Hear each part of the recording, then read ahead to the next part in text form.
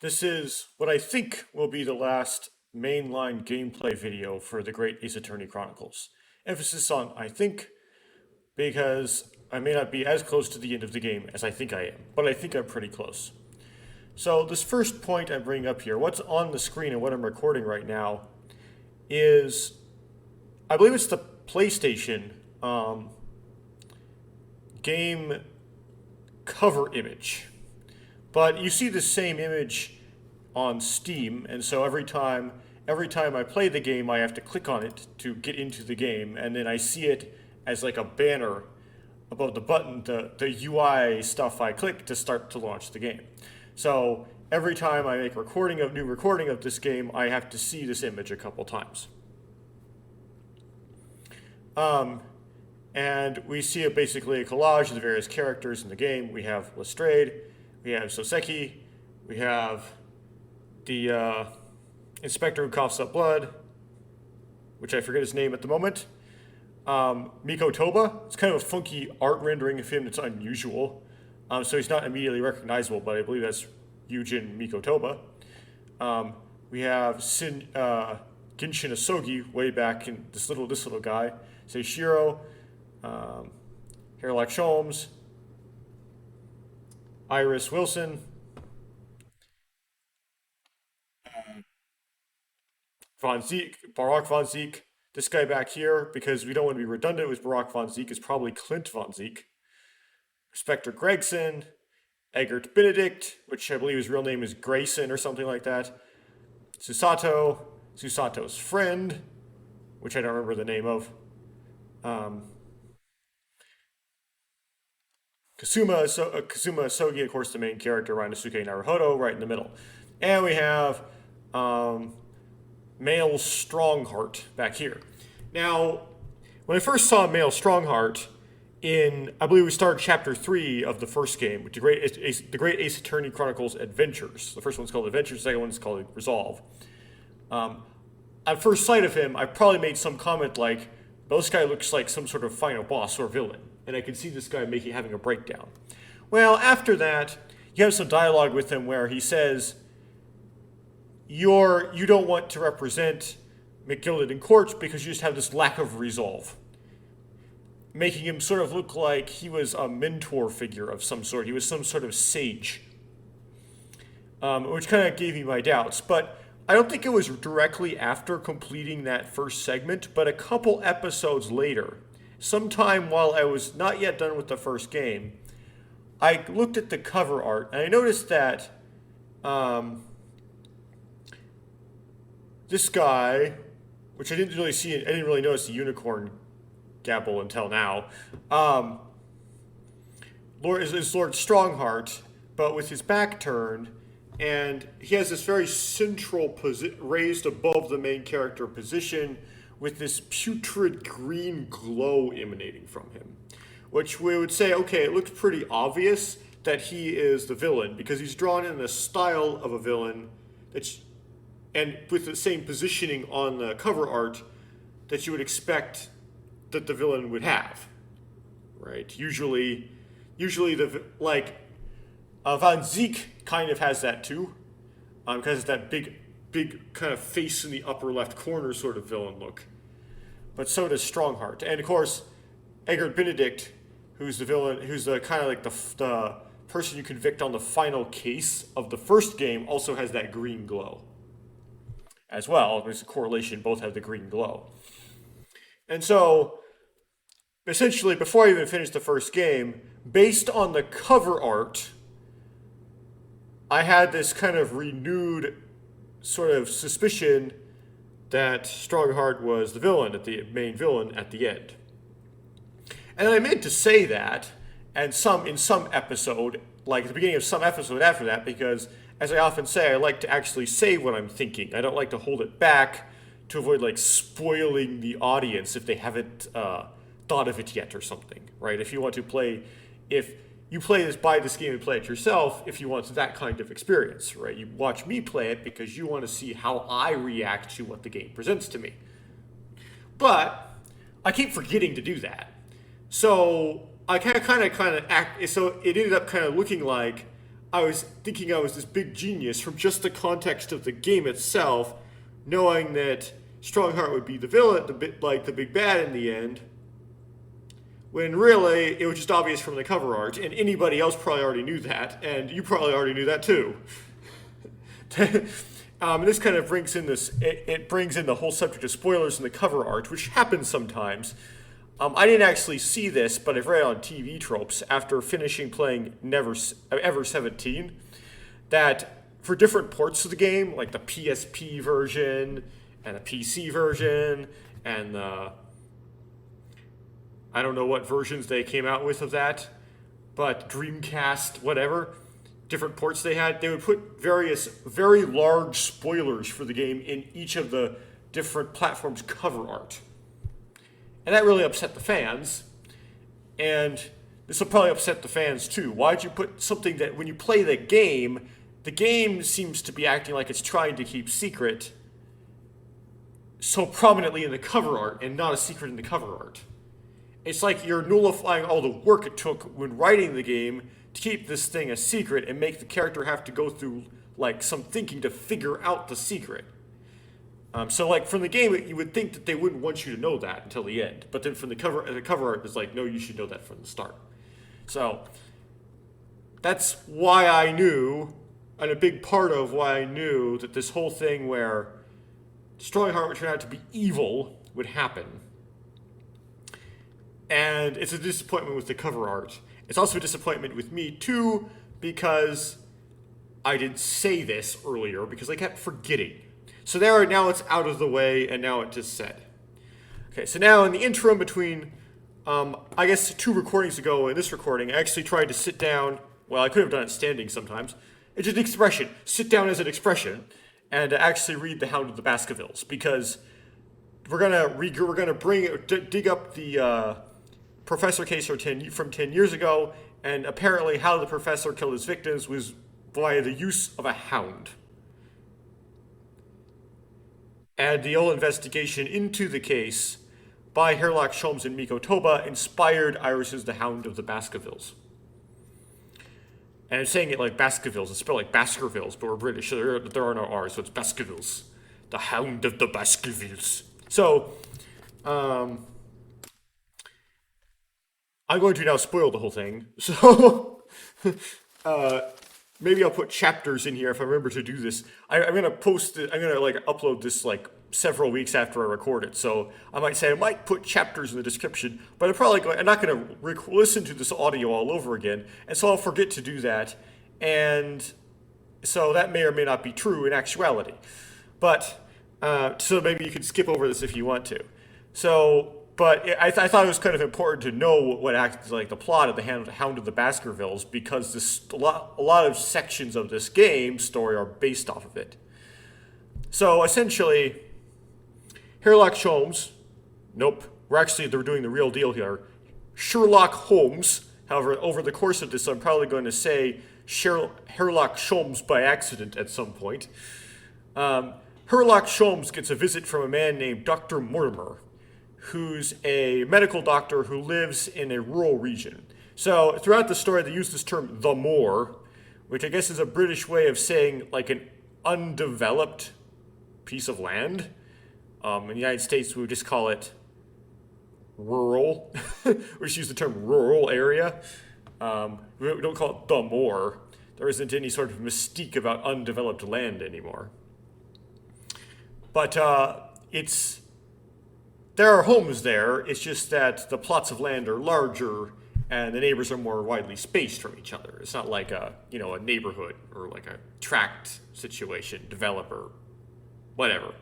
And these homes are are large what they call hall style homes, which is a certain architectural style, which I don't know the details of exactly. I know that Baskerville Hall had this layout where the dining room was on the bottom floor, and then the upper floor had this long hallway with a bunch of doors to bedrooms. Basically, it was like one linear hallway that didn't turn to any corners. And I forgot if there's bedrooms on one side or both sides. So these hall-style architectured houses, one of them being called Baskerville Hall, another one calling Laughter Hall, and so on. So he lives out there, and he lives in one of these houses that are kind of widely spaced and kind of in this rural area. And one of his neighbors was, I guess, is Sir Charles Baskerville, and he died this mysterious death, where he walked out of his house one night, and as he got to the wrought iron gate, his house being Baskerville Hall, that is, he exited the wrought iron gate, and then his footsteps suddenly started being towed down, and he was found at the end of his footstep trail, having died of a heart attack, it seemed. He had no external signs of injury.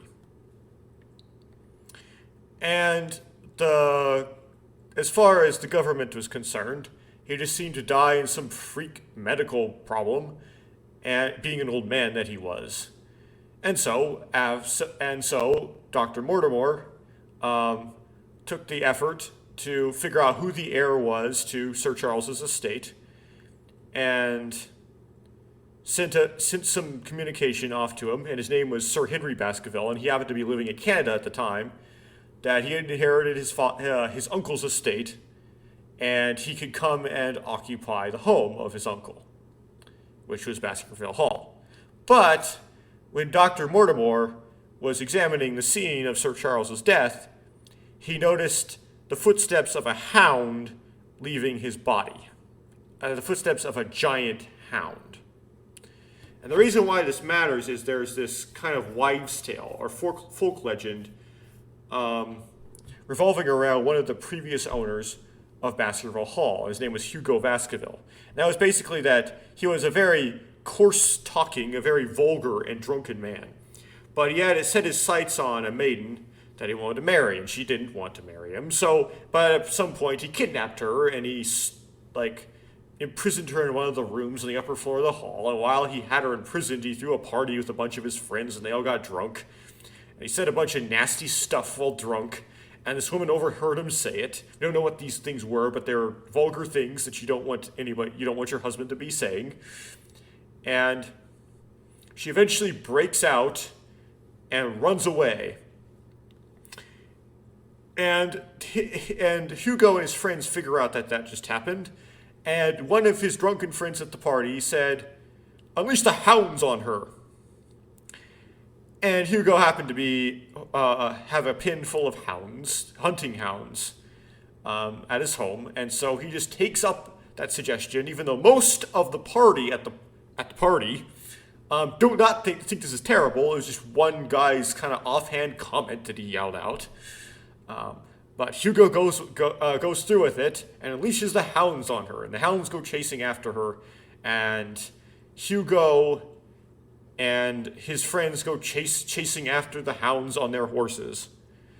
And Hugo goes on ahead, and his friends say that they saw this giant hound chasing him. And eventually they get to a sort of a cliff, or sort of not really a sharp cliff, but like a descent into a valley, and all the hounds have stopped. And the rest of the drunken men, although they've maybe sobered up somewhat by now, are scared. So most of them don't go and see don't go forward, because there's something scared those hounds, and they're not sure what it is, and it scares them just to scare the hounds. But three of them go forward, and they find Hugo, they find, the body of the maiden who just died from fright. She doesn't have any injuries. And then the body of Hugo, who has his throat torn out. And then standing over Hugo is this hound that has these supernatural-like characteristics. There's fire coming out of its mouth and eyes. And this took place in kind of this place like Stonehenge, where there was a couple of monolithic stones nearby. So,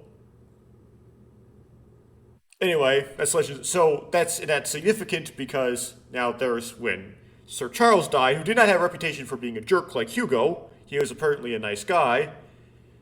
He had footprints from a hound leaving his body. So then Dr. Mortimer asked Sherlock Holmes, okay, given that this legend exists and that Sir Charles might have been killed indirectly by a hound, what should I advise Sir Henry to do, who's about to arrive tomorrow from Canada? Should he go up to the hall, or should he not?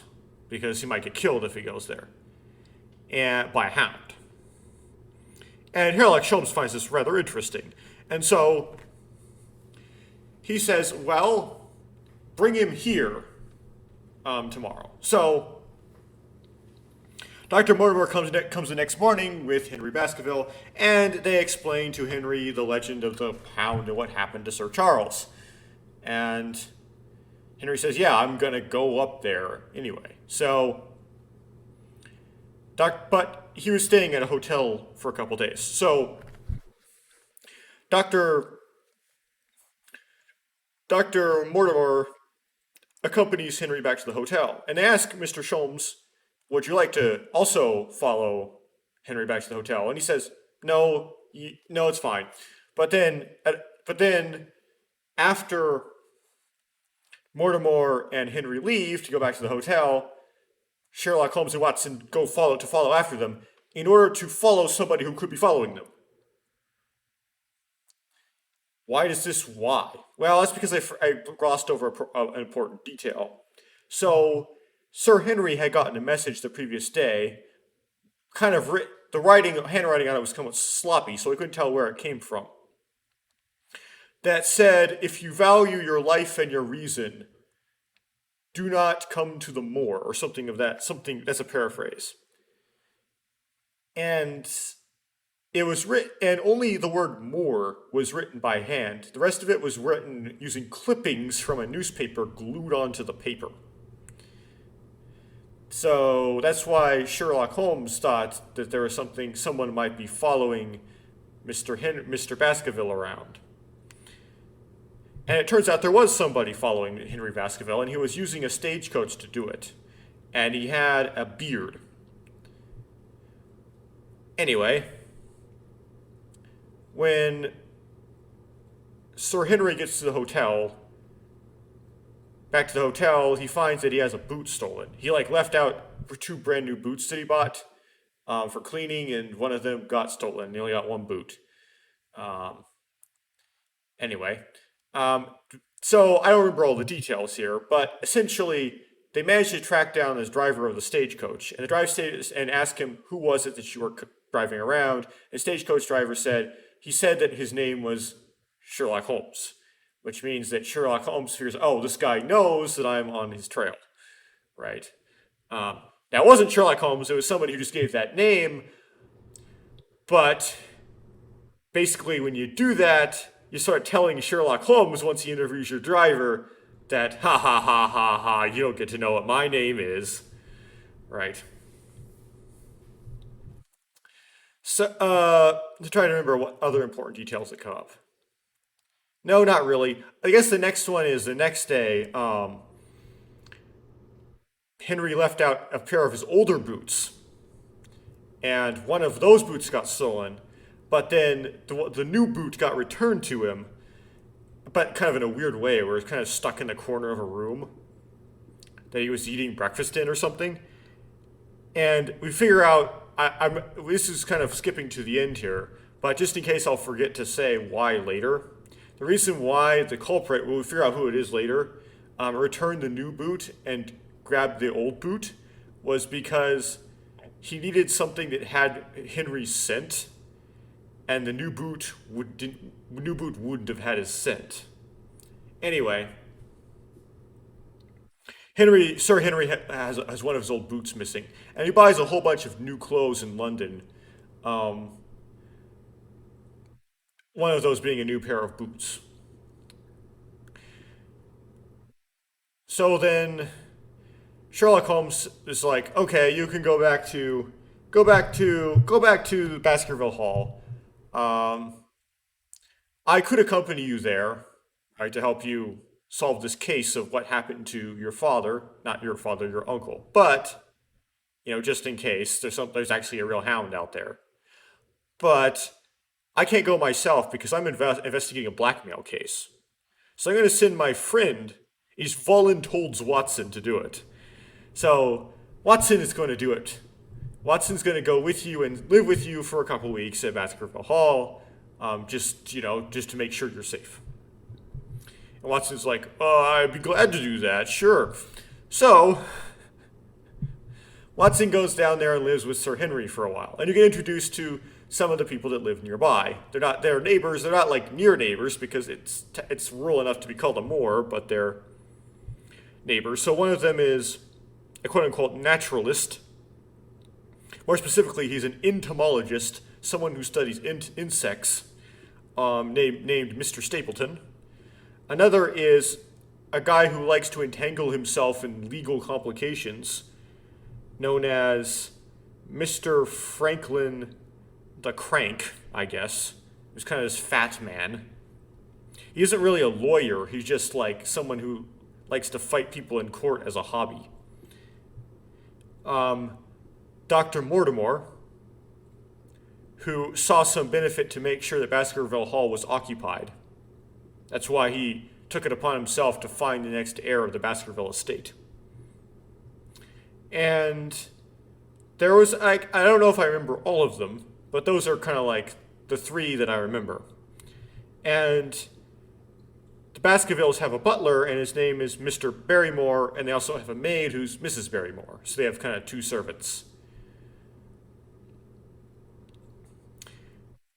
And there's kind of over the course of whatnot, um, Watson is introduced to these people. And when he's introduced to Mr. Stapleton, they're kind of walking along the road, and they hear this sound, this howling whine, go across the countryside. And Stapleton is this kind of nature guy, so he's not Stapleton. Yes, Stapleton. So he's like, maybe it's some kind of bird or something. It's just one of the sounds that nature makes sometimes. And there is this kind of this peat bog nearby. And there's one place where he runs into the peat bog. And there was a time where he runs into the peat bog chasing after some sort of bug. And Watson is afraid to follow him into the peat bog. So he ends up left alone on the outskirts. And this woman comes up to him. And she says, if you value, get out of here. Get out of this place. Leave. If you value your life, go. Don't stay here. And he's like, why? What's going on? So then Mr. Stapleton comes back and he's like, oh, this is my sister, who I live with, and she's also a naturalist, and she's into bugs just as much as I am. So, and he's like, oh, okay. And this woman is very beautiful. He's like, what were you talking to Mr. Watson about? She's like, oh, I mistook him for Sir Henry. But she doesn't give a straight answer about what exactly she was talking about.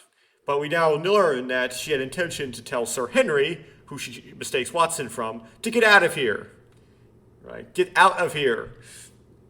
Which is the first suggestion that she may have been the person that sent him the note. It says, if you value your life and your reasons, stay away from the moor. So Watson has this sister, and that comes up later. So another thing is when Watson first arrives at Baskerville Hall, there's a lot of policemen around.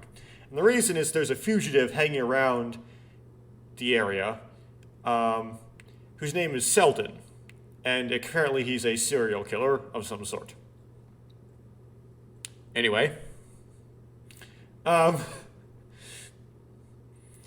Sir Henry sees Miss Stapleton and learns her, like, these people are really friendly with each other and they eat dinner at each other's houses quite a bit. Learns from Mr. Stapleton that Miss Stapleton is his sister. And he's like, oh, okay. So I'm going to try to court her. Although he is quite fast, but whatever.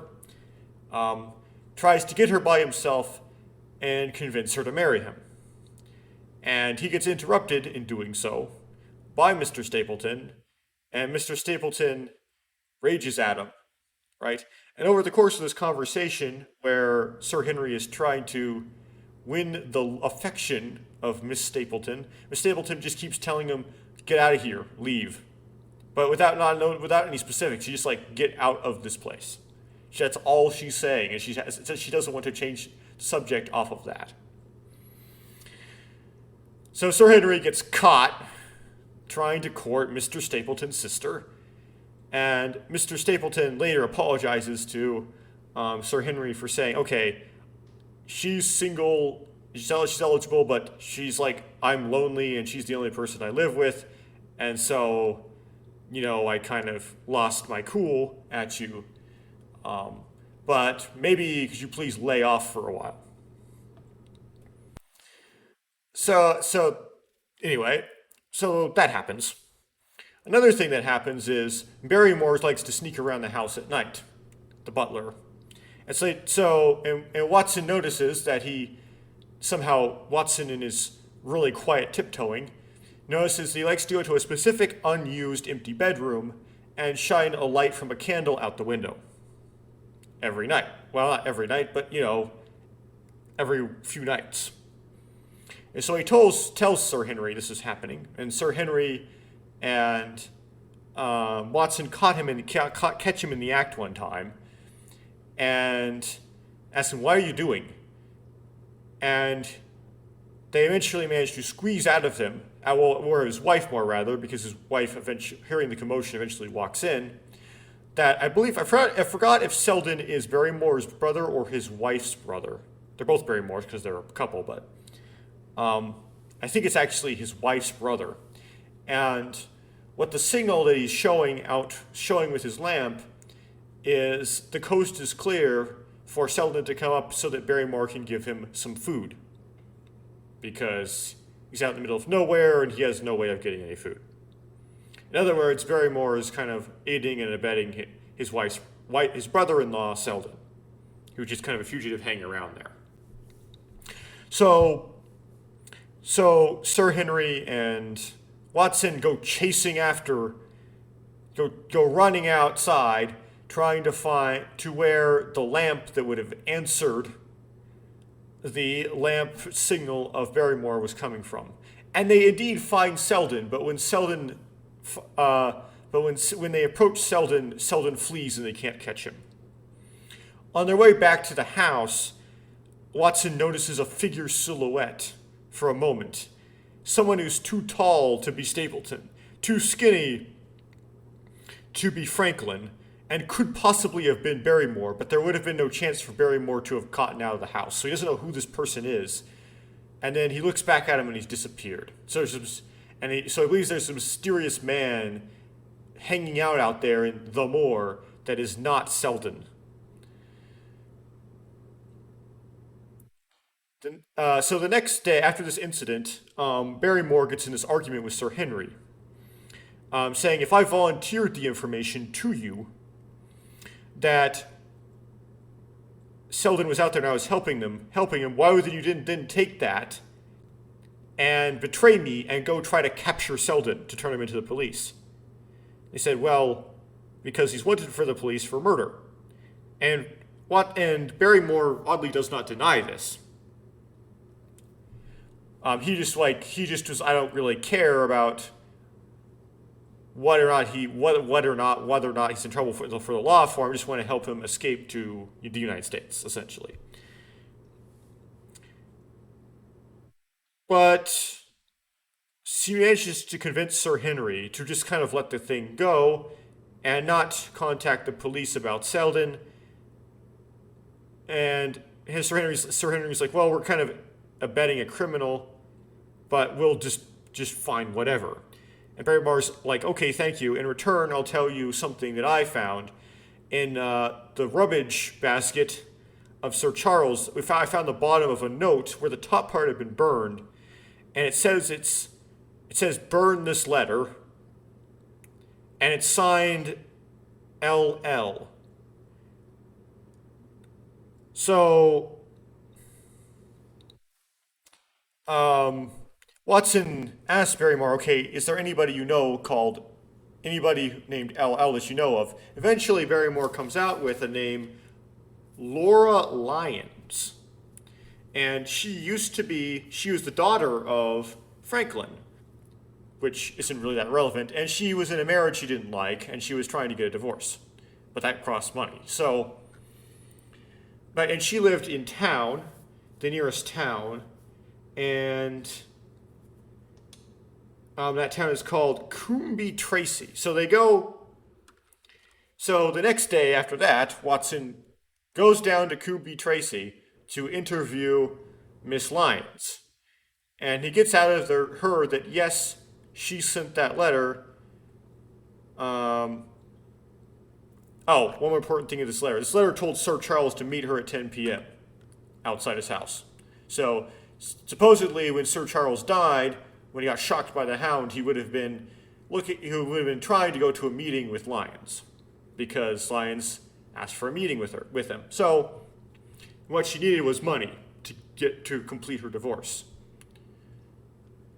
So he managed to get out of her that she sent that letter, but then she said that she never actually went to the meeting, because somebody else agreed to help her instead of Barrymore, and convinced her not to go to the meeting with Barrymore. So she just didn't go. Well, Watson was like, well, she's probably not lying, because if she did and said she didn't, that's really risky. So she probably wouldn't do that. So she's probably telling the truth. Then on his return back to Baskerville Hall, he passes by Franklin's place. And Franklin says, I've seen a young boy delivering parcels up to these late Stone Age kind of structures that the ancients would live in. There's a lot of very old homes in the British island, particularly up in the northern part of it. So somewhere in the wilderness out there's a man hanging out, and there's food being delivered, and so I think he's delivering it to Selden. Well, with some hints from Barrymore, Watson thinks that it was Barrymore who was giving food to Selden, and there's actually another man hanging out there that is not Selden. And that is the person that he saw that night when they were chasing after Selden. So that's got to be the person that this boy is giving food to. But he doesn't tell Franklin that. He just goes, thanks for the tip. And then they use Franklin's telescope on his house to go and happen to, just at this instance, notice the boy again. It's like after they had the conversation about the boy, then the boy comes. Going up this hill, which they call a tor, which is like a rocky hill or outcropping in Old British language, to deliver food to somebody. So Watson follows where this boy is going and finds an old Stone Age hut that looks like it's occupied. There's some canned food there, and there's some blankets. And so he decides, okay, the person occupying this hut is going to come back at some point. So I'm going to hang out in here with my gun and try to ambush him. And eventually, somebody does show up. And he says something like, "Fine evening we have here, my dear Watson." And so it turns out that Mr. Sholmes had been hanging out in this Stone Age hut, on the moor, this whole time. And he sent Watson up there, and not him, just so that they could, one, look at the case from different angles, and to make it so that the person he was who was suspicious was behind this, wouldn't, be as nervous and as careful, because Sherlock Holmes himself wasn't there. And the whole thing about investigating a blackmail case was baloney. So Watson's kind of peeved about this being used and so on. But anyway, um, the reason Sherlock Holmes has got this whole thing pretty much figured out at this point, but he doesn't tell Watson what it is. And you figure out at the end that he actually smelled perfume on the note that Henry got while in the hotel, saying, if you value your life for your reason, stay away from the moor. And he thought from the perfume that it was a lady who sent it, and somehow figured out from that which lady it could be, and that it was probably Miss Stapleton. And then somehow, by some machination we don't know, well, we'll get to that. So, anyway, as soon as that, so Watson and Holmes have this conversation, and while they're having this conversation, they suddenly hear a howl of a hound and a scream of a man. And so they run to where the scream is, and they find this man wearing Sir Henry's clothes. And it looks like he fell off a cliff, like he was chased off the cliff. And the way he landed, his head was folded under his body. So he like fell head first, and his head folded, chin tucked in. And then his body fell the opposite way, so he kind of like ended up like he was starting a somersault. His head kind of tucked in underneath his body. And they see he's wearing Sir Henry's clothes that he arrived with in London. And so they go, oh no, Sir Henry is dead. But but we got to deal with the body. So they go to deal with the body, and they find the man has a beard. And they go, oh, it's not Sir Henry, it's Selden. And then, but basically, Sir Henry, when he bought a bunch of new clothes, gave all his old clothes to Barrymore, and then Barrymore gave them to Selden. And the whole reason why the Selden character even exists is to be perhaps a decoy for Sherlock Holmes to the other characters, but just so that he could be something that could scare the reader into thinking that Sir Henry was dead. And Watson is wondering, well, why did you think? Well, first of all, Holmes tells Watson that he thinks Franklin is the one who did it. But why would Franklin release the hound if it wasn't Mr. Sholmes? I mean, not Mr. Sholmes. What am I saying? If it wasn't Sir Henry, right? If Franklin was trying to kill Sir Henry, or kill all the Baskervilles with this hound, why did he unleash it if it wasn't the Baskerville? And Sherlock Holmes was wondering, why did the hound scare this man so much that he screamed and ran? And Sherlock Holmes says, okay, not Sherlock Holmes, Sherlock Holmes says that Watson's question is easy to answer, and my question is hard to answer, and it will never be answered. And he's right. His question is his answer is it's never answered. It's just plot convenience. But to answer Watson's question, that essentially Franklin thought that it was Sir Henry. Sir Henry was due to arrive at the house that night, apparently, and so he released the hound on him. He released the hound on the wrong guy, but the hound chased after him anyway because he was wearing Sir Henry's clothes, so he had his scent. What is one of the reasons, though, that that Holmes tells Watson that he thinks that it was Franklin, not Franklin, if it was Stapleton, did I say Franklin? Whatever. That it was Stapleton who was the one who was releasing hounds on people. There's only one hound and only on a certain specific set of people, but whatever. Was because he knew that Miss Stapleton was not actually Stapleton's sister. It was Stapleton's wife. She was Stapleton's wife, which you could see a mile away, right? Like, I can see every biblical reference a mile away. And he was pretending that she was his sister so that Sir Henry would go after her.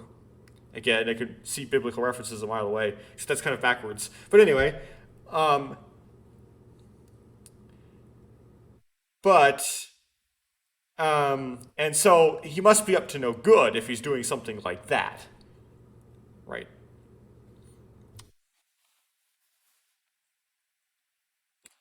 Anyway, the rest of the story is quite simple.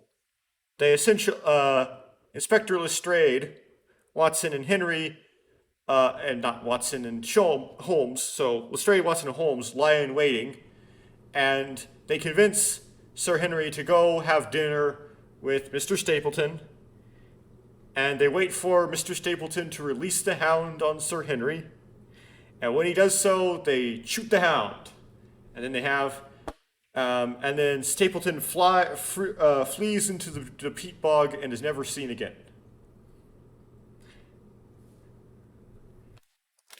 So I don't know how that's going. That might become relevant in this case in this game I'm playing. I'm not sure. It's already 40 minutes into the recording. Let's get to the actual meat of the action now. So that might not be a perfect like summary, right? I just off the top of my head what I can remember of what happened. Um, there are still a lot of details I left out because it's a big long novel, right? I just gave like a 40-minute summary. It takes more than 40 minutes to read the novel. So, yeah. Um, Something to mention is that Stapleton was indeed the one who convinced um, Lyons to send that letter to Sir Charles to lure Sir Charles out of the home, right? And how he did that was he promised that he would pay um, Miss Lyles for the divorce if she would marry him afterwards, claiming that he was single, also claiming that um, Miss Stapleton was actually his sister and not his wife, even though it would turn out that he wouldn't be able to make do on that because in the public records he would then have two wives, and you couldn't do that in Britain, right? So it was a false promise.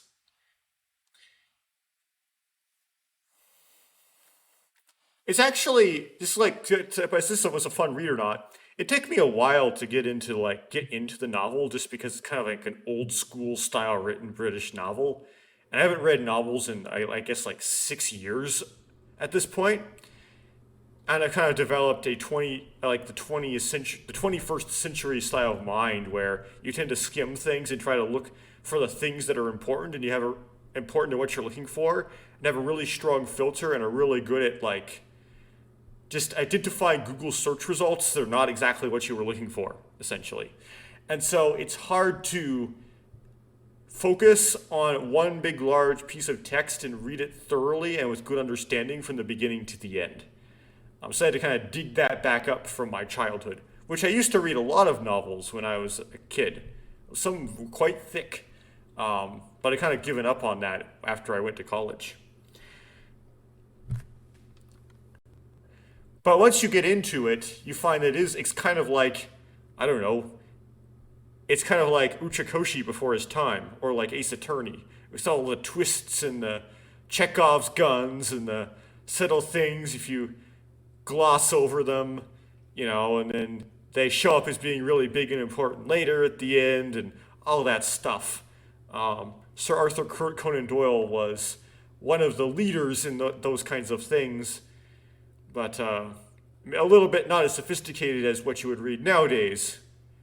But once you get into the novel and see what kind of entertainment it has to offer, I eventually got sucked in about halfway through. So, yeah, hard to start but easy to end, was it? Reviewing novels now instead of reviewing games.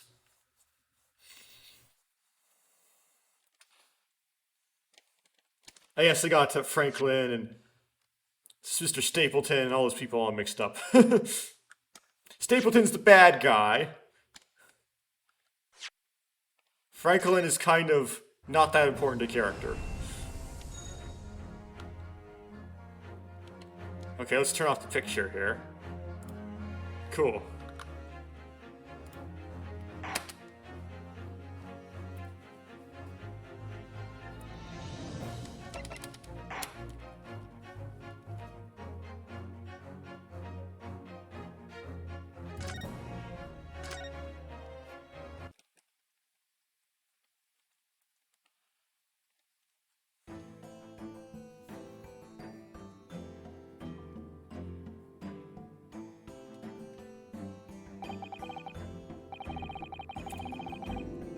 So, witness, please state your name and occupation for the court.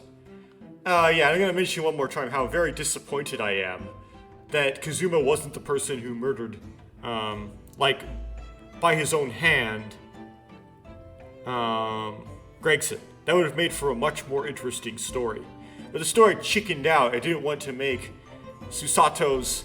they're not straightforward in actually saying that he's actually, like, her love interest, but it's kind of implied, right? Like, the person that Susato loves so much, essentially, Ryunosuke's best friend, from actually being a murderer. They, like, shrank away from that. But it would have made so much better of a story, in my opinion. Oh well. Yujin Mikotoba, lecturer in forensic medicine at the Imperial Yume University in Tokyo, Japan. This person, okay, in this game, remember, this person is Watson. Why is Gori here? And Professor Mikotoba, the young lady beside you, is? This is Dr. Maria Gori, Scotland Yard's practicing coroner, the daughter of Dr. Scythe, I understand. Yes, Dr. Scythe. So, yeah, Dr. Scythe apparently won't show up just because plot convenience. I'm afraid I can't tell why she's here. She just appeared. And is staring right at me for no reason.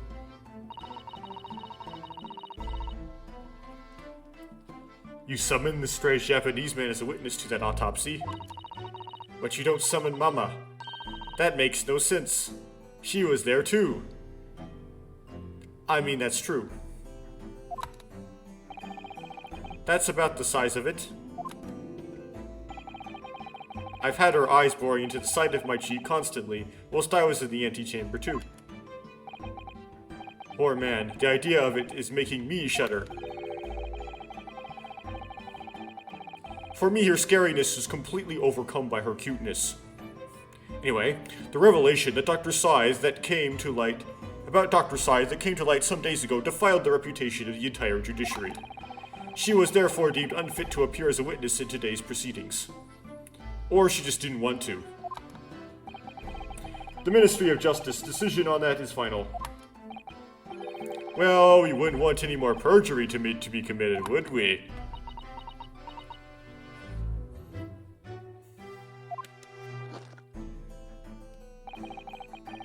Ministry of Justice. Some questionable strings are being pulled, I think. I remember you, Dr. Mikotoba. But I certainly never expected to be meeting you under these circumstances.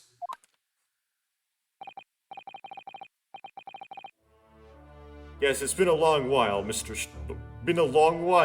Strongheart. Is Lord Strongheart some sort of like Stapleton-like person? I mean, he was just he was a prosecutor at the time, though. Prosecution understands that you were a visiting student of forensic science in London until 10 years ago. That's right. I studied under Dr. Wilson at St. Sinners.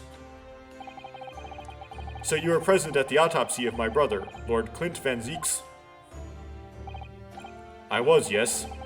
I assisted Dr. Wilson with the entire procedure. Mama is far more skilled than any Japanese man. Well, Dr. Wilson asked me to be his primary assistant on that occasion. And this autopsy report was actually penned by you, I believe. Yes, I noted all the doctor's findings, and when we were done, he read through the document and signed it. Poor Mama. As secondary assistant, she wouldn't have had such a good view of all the innards. So, maybe that's why she isn't here. So, Professor, do you remember Inspector Gregson? Yes, of course. If it wasn't for his insistence, Lord Van Zieks' autopsy would never have happened. But he was absolutely convinced that it would reveal decisive evidence against Genshin, you see. So Lord Strongheart had to entreat the nobility to allow it to take place. Do correct me if I'm wrong, my lord. It was as a result of that autopsy that a mass murderer was apprehended and justice was done. But Gregson admitted it before he was killed. He admitted that the results of the autopsy were fabricated. You were there at the time. So you must testify. You have an obligation to tell the truth about what really went on. Absolutely. That's precisely why I'm here. And that's why I'm here too. I'm just inviting myself to the witness stand. I guess that's okay, you can just do that. Very well then, you will give your formal testimony now, witness. But before you begin, a word of warning. Oh. You will state truthfully and accurately what you saw and what you heard at the time. I wouldn't dream of doing otherwise, my lord. The moment your testimony verges on supposition, I will expel you from my courtroom. Also known as, the moment your testimony starts telling the truth. Remember that.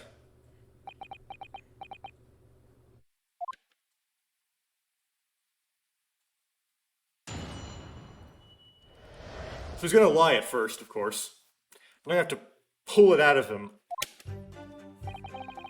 From my own observations, I couldn't say there was any indication of the autopsy results having been fabricated. Death resulted from a wound made by a Western-style sword transfixed the heart. Wait. Transfixing the heart.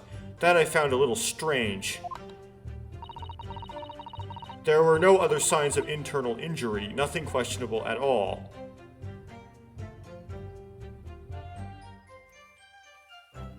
So this guy, this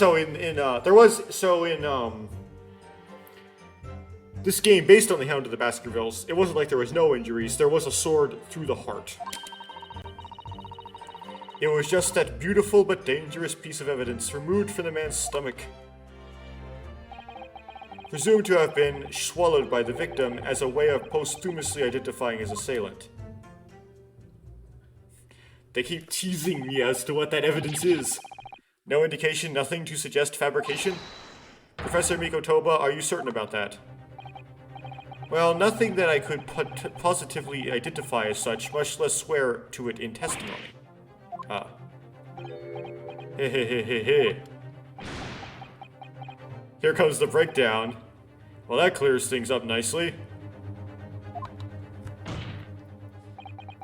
The only fabrication here, Asogi, has come from you. What? You claim the inspector confessed just before his death. But that is a fabrication. No, he freely acknowledged it. I swear he did. Freely, with the tip of a sword at his throat? The man is clearly at his wit's end. The court will give no credence to this confession that it was uttered in obvious desperation. Quite simply, there was nothing questionable about the investigation of Lord Clint Van Zeek's death. And with this testimony, we have, without question, uncovered the whole truth of the matter. This is where you go, objection! You have to cross-examine the guy, if I may, my lord. There was most certainly something questionable about it, and the whole truth does rather elude us, I feel. I beg your pardon? Well, you're obviously aware of the facts of the case. All four of the professor's previous victims died when an enormous beast was set upon them that ripped out their throats. Oh, such horrifying crimes. But curiously, the killer's last victim, Lord Clint Van Zeeks, suffered a different fate. Yes, you're right. He was stabbed through the heart with a sword. That's enough. I believe I warned you about this, witness. I promised to curtail your testimony as soon as it entered the realms of supposition or speculation. Humph. Very well, my lord. In that case, the defense will pursue a conclusion to this during the cross-examination. What? I have the right to cross-examine every witness after testimony. And I fully intend to exercise that right. Ryunosuke? I'm afraid that even the presiding judge has no authority to contravene the letter of the law. As I'm sure every member of the judiciary present in this gallery would agree. Humph.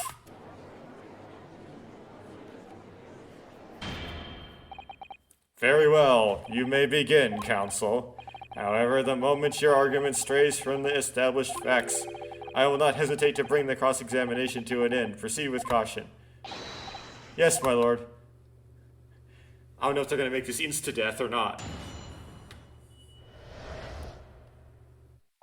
I'm gonna press stuff anyway. Hold it! You couldn't say. No, sadly not. But then you couldn't say there wasn't any indication either, could you? No, true, I couldn't. I was at Dr. Wilson's side as he performed the procedure according to what he did.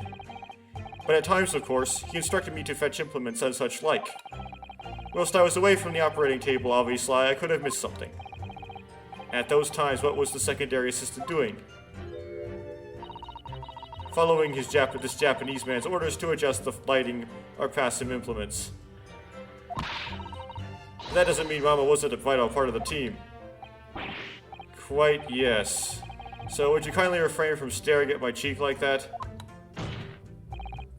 Professor Miko Toba, I think, was there nothing at all that seemed out of place to you? Well, yes, there was, as a matter of fact. Death resulting from a wound by a Western-style sword transfixed the heart. That I found a little strange. Hold it! In all the previous 4 killings attributed to the Professor, the victims were killed by an enormous dog, I believe. Their throats were, well, mauled. Correct. And yet Lord Van Zieks was stabbed. Ah, do you mean to say... You think Lord Clint Van Zieks may not in fact have been one of the Professor's victims? There is no basis on which to doubt the findings of the investigations carried out at the time. But... Genshin Asogi confessed to all his crimes upon his arrest. He admitted to having taken the lives of all 5 members of the aristocracy. That is incorrect. He only admitted to taking 1 life. Arg. Yet the beast that was used to carry out the killings was never identified. Yeah, in the Hound of the Baskervilles, it was a dog that Stapleton just bought. And he made it look all nasty by using chemicals and stuff. And he would store it, like, in this island in the middle of the peat bog. Anyway, no evidence was found to suggest that Genshin had ever kept a dog.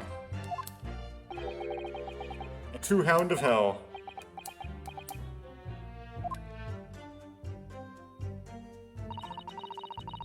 There were no other signs of internal injury, nothing questionable at all. Hold it! But, you weren't actually present at the autopsy yourself, were you, Dr. Gory? Does that matter? Well, you're not a witness. I just wonder how useful your testimony can be in that case, really. I mean, it would be different if your mother, Dr. Scythe, were in the stand, but... I've read all the paperwork about the case, and Mama's told me the story countless times. The statement just made is exactly what's written in the autopsy report. But this is a witness thing, not someone to reiterate things that are, like, we know already. I did confirm that myself at the time, it's true. Besides the stab wound, there were no other signs of internal trauma. I see. So he was stabbed. Told me all about it. Oh. She said there was nothing of note internally. But they did find an amazing piece of evidence, something unbelievable. Unbelievable? What do you mean? Come on, Dr. Gory. What was it?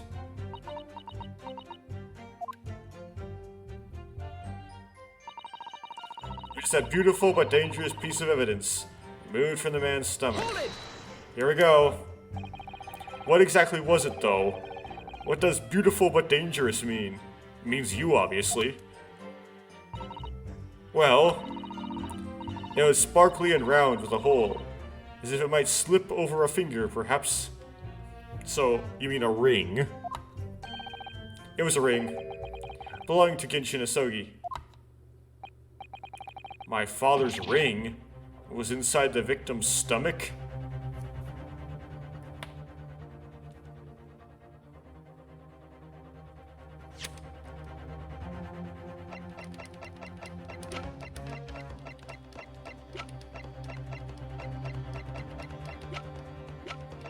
We don't have a picture of Genshin, do we?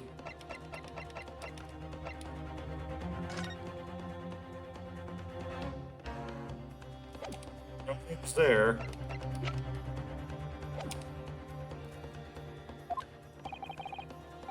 At the time, Genshin wore a large ring on the digitus quartus of his left hand, the fourth or ring finger,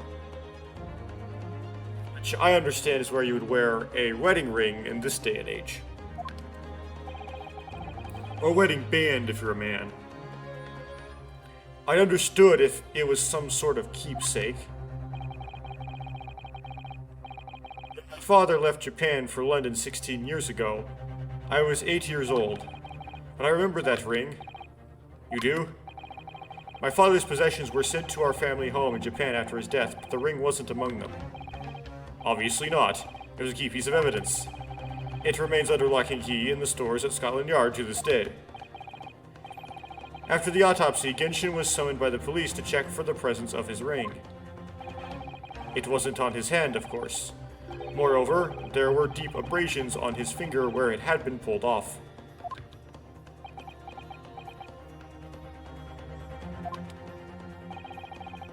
They arrested the man there and then, right before my eyes.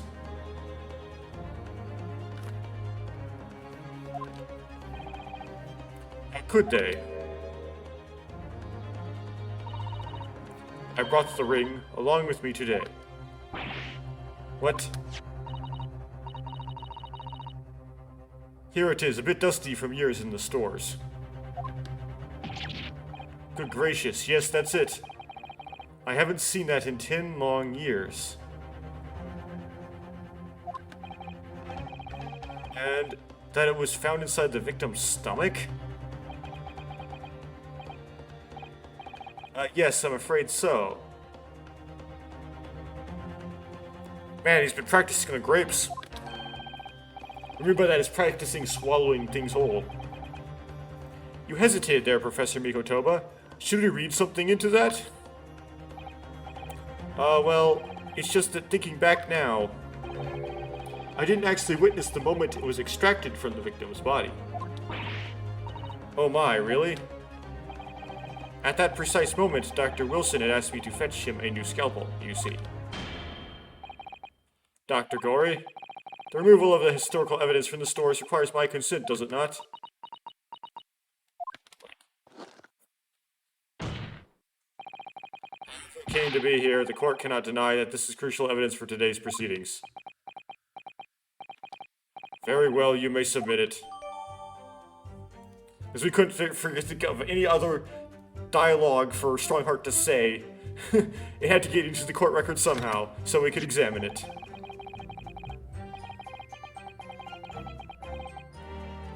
It's not the sort of ring normally seen in Japan. They almost look like claws protecting that jewel. Well, wait till he stops talking about it. You must examine it very carefully, Mr. Naruhodo. Very carefully indeed.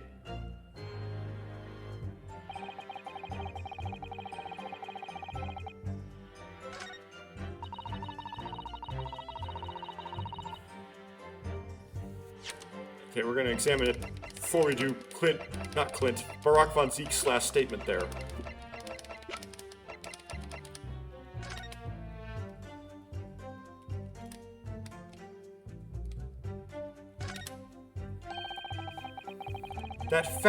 These fat claws are doing a good job of protecting the equally fat gemstone in the middle of this ring. Yes, if you were clumsy, you could give yourself a rather nasty cut on them, I should think. Ow. Now my finger's bleeding. The claws really are sharp. Oh my, that was very quick clumsiness, Mr. Naruhodo. Even for you. I was testing it. Who would make such a dangerous ring? You couldn't swallow it without doing yourself some very serious damage, surely. A sticky mochi bun of about that size would go down much better, with some red bean paste in the middle. Someone as clumsy as me would probably manage to choke on it somehow.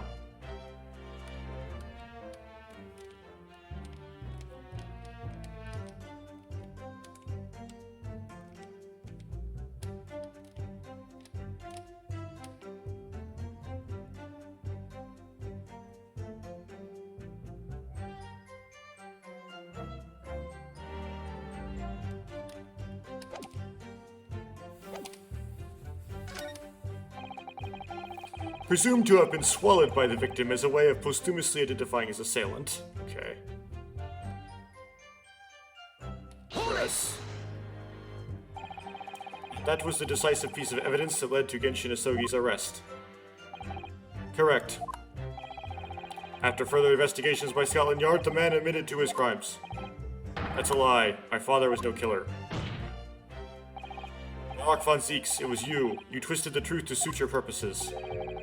Your hatred of me doesn't change the facts that were established 10 years ago. My brother Clint was closed in on the professor. In the end, he exposed the man and put a stop to his lethal rampage. And the way only a man of my brother's caliber could.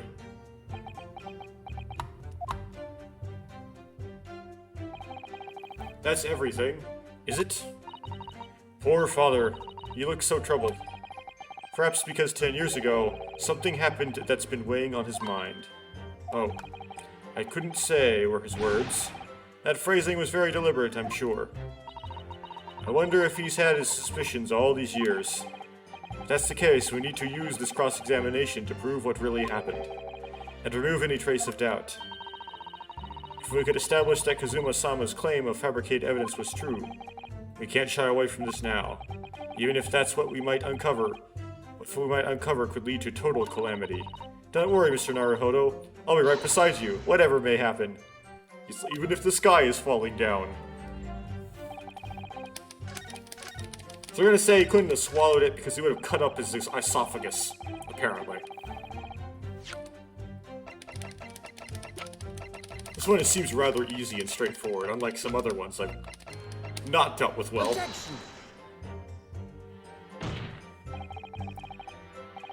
How is that wrong?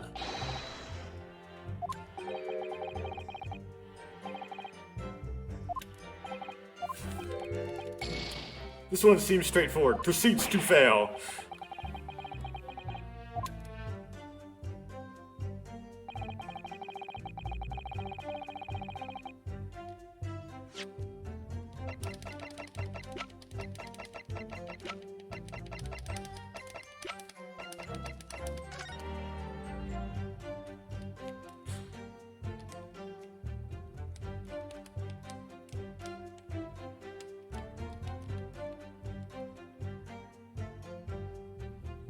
Okay, I'll try it for percentage on no internal injuries then.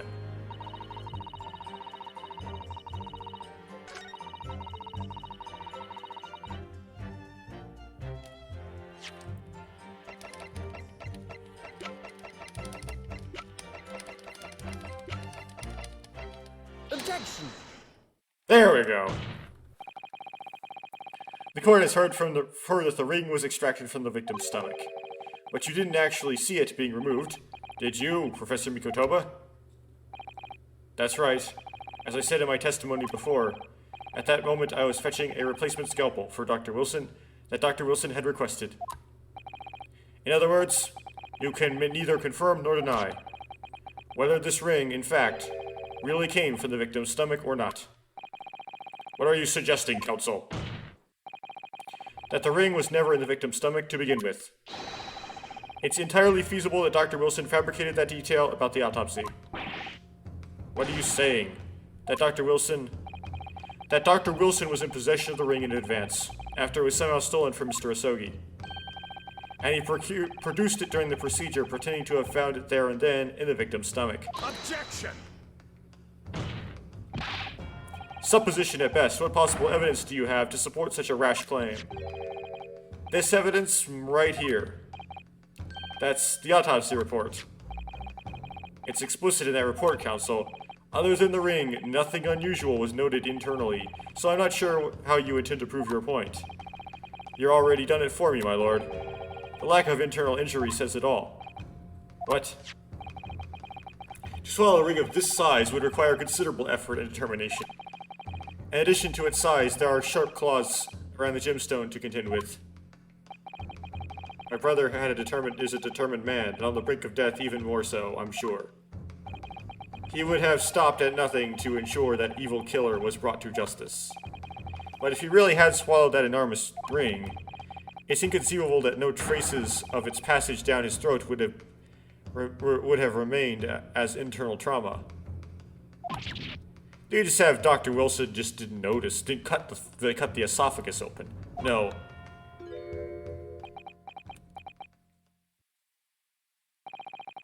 And there you've arrived at the sticking point.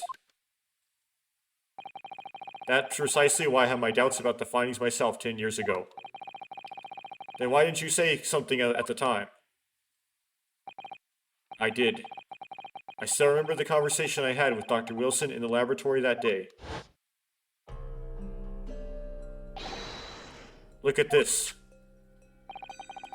This is a very curious thing to find in a man's stomach, wouldn't you say? But isn't that rather peculiar, Dr. Wilson?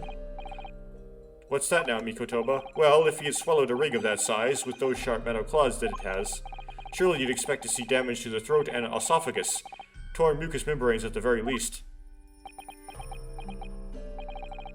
Dr. Mikotoba, may I remind you that I have vastly more experience than you. I'm terribly sorry. I can think of plenty of ways to explain why no injuries would be seen. Now let's say this. The victim would appear to have ingested the item as evidence to identify his assailant. Go ahead, write it down.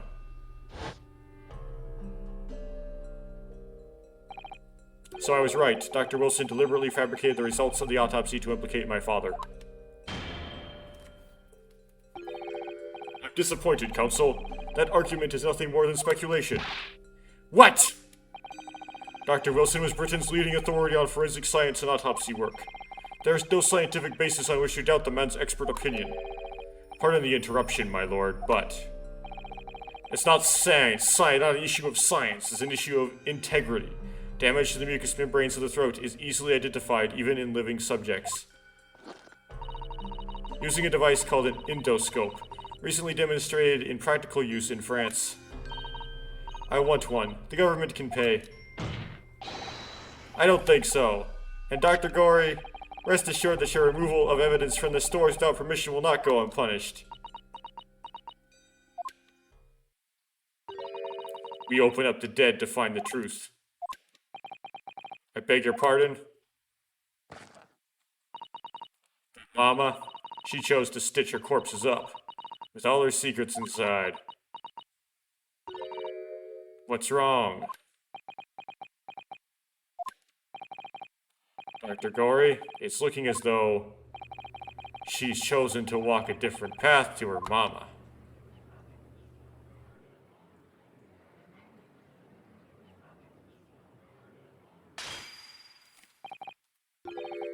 Yes, the ring. What about the ring? I've just remembered something. An earlier incident. What incident? The one I recounted to you before, about a memory I have of Genshin Asogi saving my life. What? My father saved your life? It was 10 years ago. Okay, we're gonna flashback through the entire thing. So that would take a while.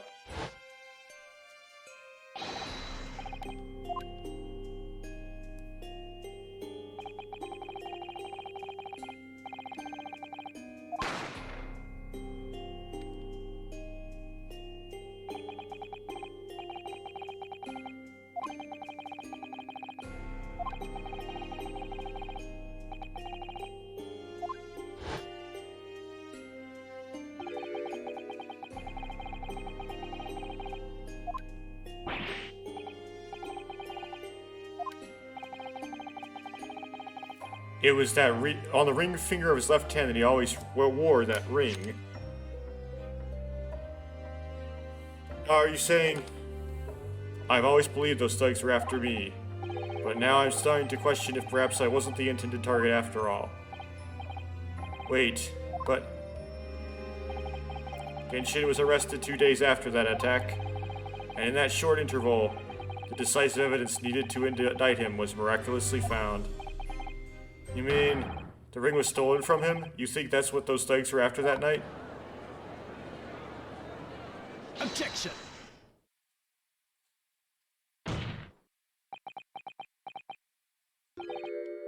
You pathetic coward. You expected me to believe that you weren't involved? What do you mean by that? It was you, wasn't it? You're the one who took it. You stole my father's ring.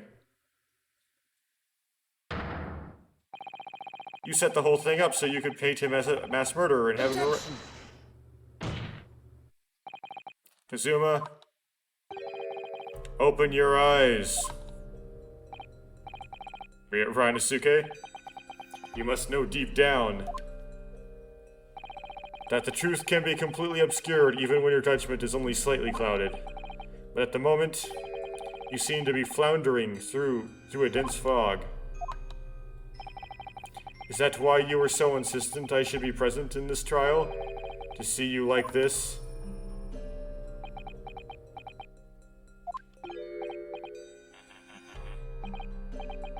This is an amusing spectacle. What a grandiose expression on your face, as if you were Lady Justice herself. Seems you've thoroughly convinced yourself of this alleged fabrication of the autopsy results. So much so that you're apparently blind to the blatant contradiction that would be born out of it. What? Though it's extremely hard to believe, let us imagine that there was some misconduct during the autopsy. If that were the case, why would Asogi not have disputed the findings in his trial? Oh.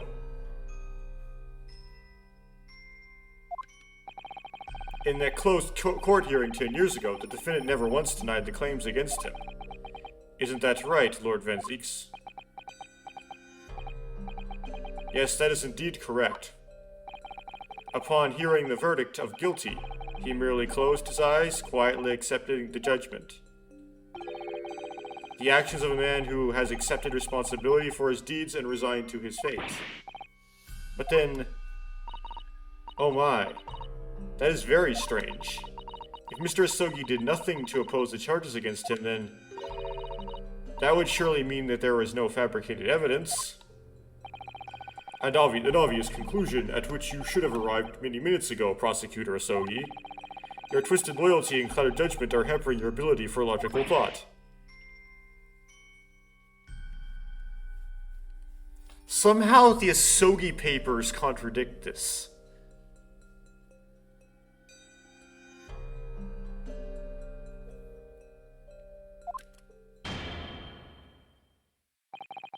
Genshin Asogi's silence at his hearing can mean only one thing. There was no fabrication of evidence during the autopsy of his final victim 10 years ago.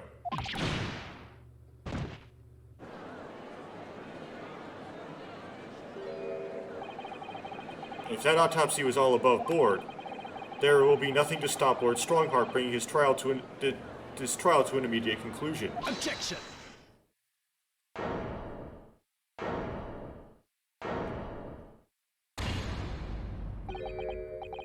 Thank you, Rinosuke. If it wasn't for your frank words just now, this trial very well may have ended prematurely. Kazuma?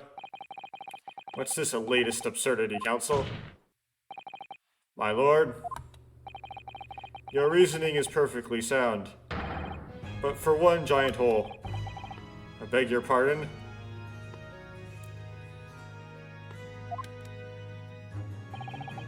You claim my father's silence was due to the fact that there were no fabricated evidence. But there's another possible explanation. You've overlooked the possibility that he had a reason for maintaining that silence. Objection. Silence that would lead to him being convicted and sent to his death? If the autopsy results were an invitation, there's no conceivable reason why the man wouldn't have protested. That pose is weird. Objection. No, those results were an invention, alright. There's no question of that. Are you forgetting that 2 people with a connection to that autopsy have been assassinated? If I force the grievances I feel from my mind, I start to see you in a very different light. I think perhaps it's you who's been living in delusion these 10 years. Me? Kazuma-sama has created one last chance for us, Mr. Naruhodo. If we can only show there was a reason for his father's silence in his trial. A reason why the man would have said nothing, even though he was innocent. Could it have been part of some negotiation, perhaps? Correct. Enough rhetoric, the court must be shown evidence. What proof do you have that could possibly explain Asogi's silence in court?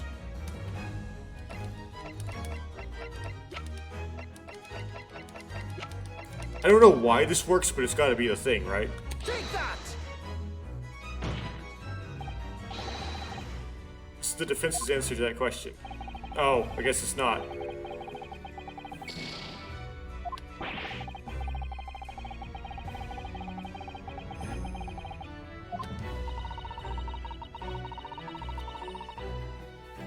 Suma-sama's father knew that the evidence being used to convict him was fabricated. Why would he have said nothing in his trial? For me, I'd have protested my innocence until I was blue in the face. So if we're right about the autopsy results, there must have been a strong reason for his silence. Well then, perhaps he was saying nothing in exchange for some sort of clemency. Ah, that could be it. My lord, the defense would like to...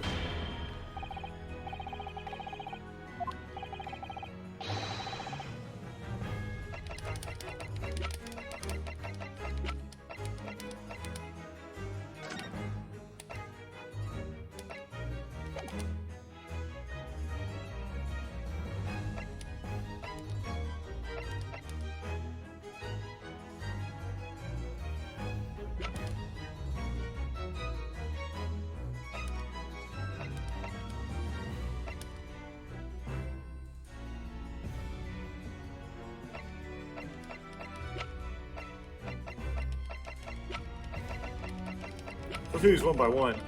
Redhead League, nothing to do with it. Mr. Vigil.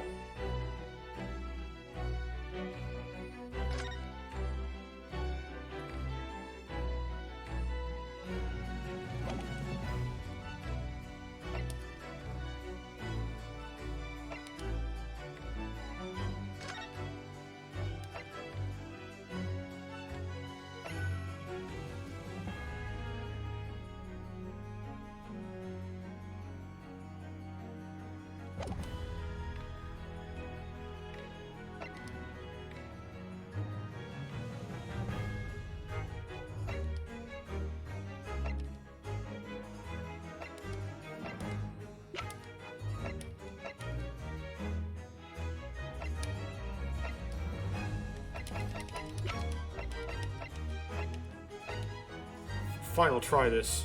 Take that! It's true that Genshin Asogi's silence during this trial resulted in his conviction.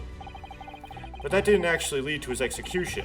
On the contrary, it led to his escape, an escape that was only possible because he had been sentenced to death. Though I find it hard to believe my father would have negotiated in that way, the defense is correct.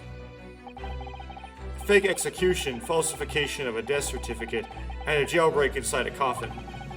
Clearly such an elaborate plan couldn't have been carried out by my father alone. He must have had the help of a collaborator from the judiciary. I have here the dismissal notice of the chief warder who was working in the prison at the time. The note read, "There are indications that the jailbreak was in planning prior to the inmate's incarceration." In other words, there were suggestions of some sort of negotiation between Mr. Asogi and the British government. In exchange for his silence in court, he was given an assurance that he would be broken out of prison. Yes, with the sort of clandestine agreement in place, I can imagine he would have kept very quiet. It would go further than that, in fact.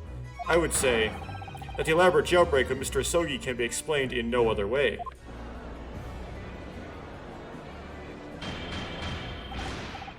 What, first fabricated evidence and now a jailbreak conspiracy? Of course, because it's all intimately linked. The prosecution wishes to summon new witnesses to the stand. Witnesses? People who can testify about the jailbreak that took place 10 years ago. Ah. Governor Caden and the poor chief warder of the prison. Won't allow this trial to turn into a farce. Summon the governor of the prison after all these years? Oh, it wouldn't be any trouble, my lord. But, Father, my dear friend may appear a little rattle-pated at times, but I assure you he is extremely thorough. He wired both Barclay and the local prison earlier, asking Governor Caden and Mr. Vigil to attend the Old Bailey as a matter of extreme urgency. Mr. Sholmes did that. Are you telling me that both men are, unless I'm much mistaken, waiting just outside the courtroom at this very moment?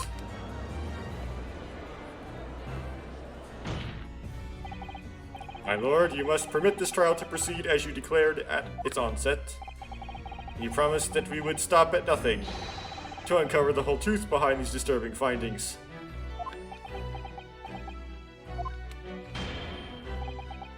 Very well. Bring in the witnesses.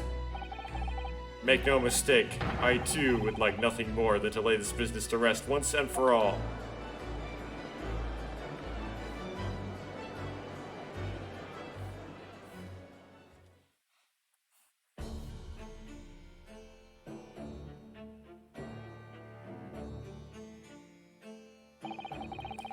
If the new witnesses state their names and occupations to the court, please.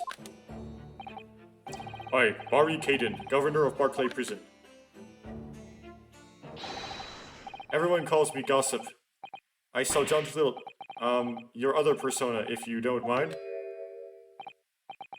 Oh, I do beg your pardon. Of course.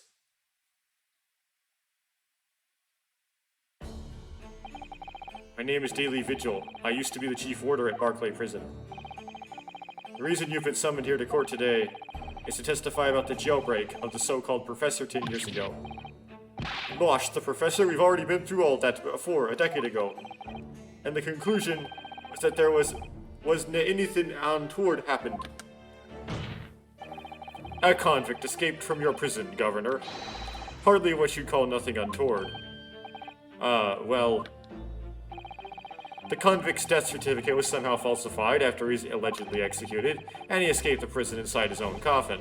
A plan that was of that complexity could never have been carried out without the help of somebody of influence inside the prison. Governor Caden, don't imagine that the passage of time will afford you any protection.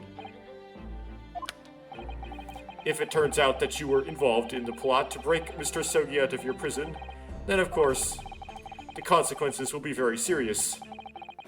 In all likelihood, a capital punishment. Guys, hold on there, laddie. Witness, Governor Caden. Aye, sir. You have a critical role to play in the public safety of our country, a great responsibility to shoulder. The significance of your testimony in court cannot be understated. Therefore, don't indict me. Think carefully before you speak.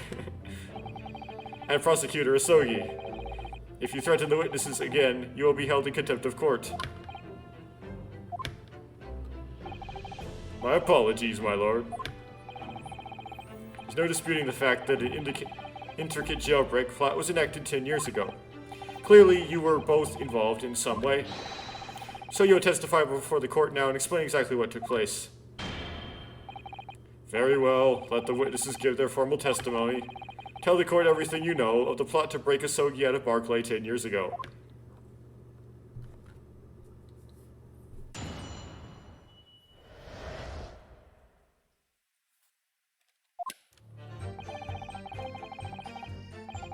It was the day that Japanese jock was found guilty. The directive came from the prosecutor's office. I assigned the convict to the chief warder Vigil here, and put the plan into action behind the scenes. I was responsible for Asogi right up until the night of his execution, but I knew nothing of any plot. I didn't know if there were some negotiations between the convict and the prosecutor's office. All I did was carry out my duty for Her Majesty's Great British Empire.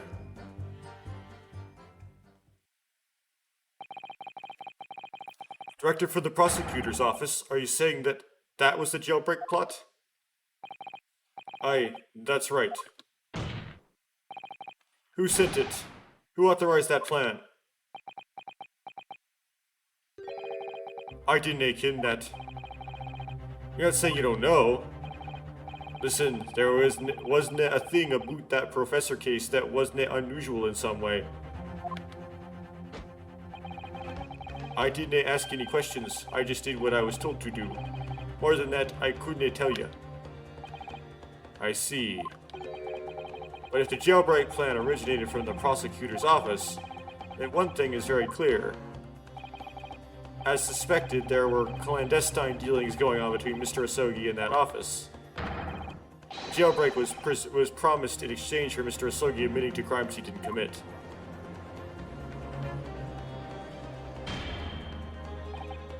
That, counsel, is nothing more than speculation on your part. Asogi loses health, so let me ask the defense. Yes, my lord? I fail to see how these witnesses have any more pertinent information here. Do you intend to assert your right to a cross-examination? Absolutely! I have no intention of squandering a single opportunity, my lord. It seems all you Japanese are fiercely tenacious. Very well. Proceed, counsel. This is how this game works, Strongheart.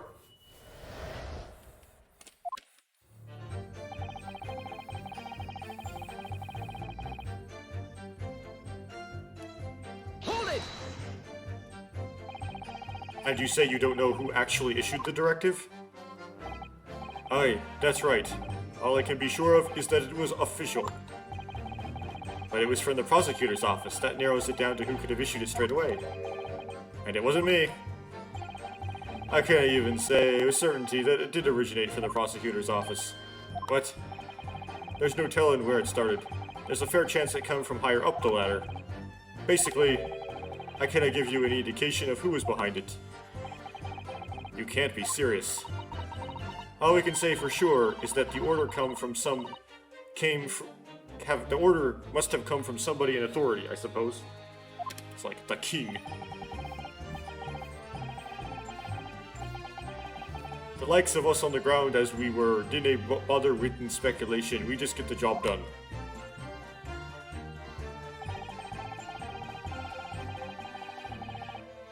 Hold it! Mr. Vigil, you didn't know anything about it at all. That's right. My only role in the scheme was as a scapegoat. That's right, isn't it, Governor? So, beggar had to take the rap for it. Alright then, who else did know about the plan? I've no the first idea, laddie. My part in the whole business was basically just dealing with the aftermath. But I wouldn't be surprised if there were other folks in the prison service who'd been given similar orders. So you don't know who else was involved? Boy, that's right. All I can tell you is that the night it actually happened, the person at the reins was Dr. Stevens. Dr. Courtney Stevens, or Dr. Scythe as she's known now. Why'd I have to get caught up in such a terrible business?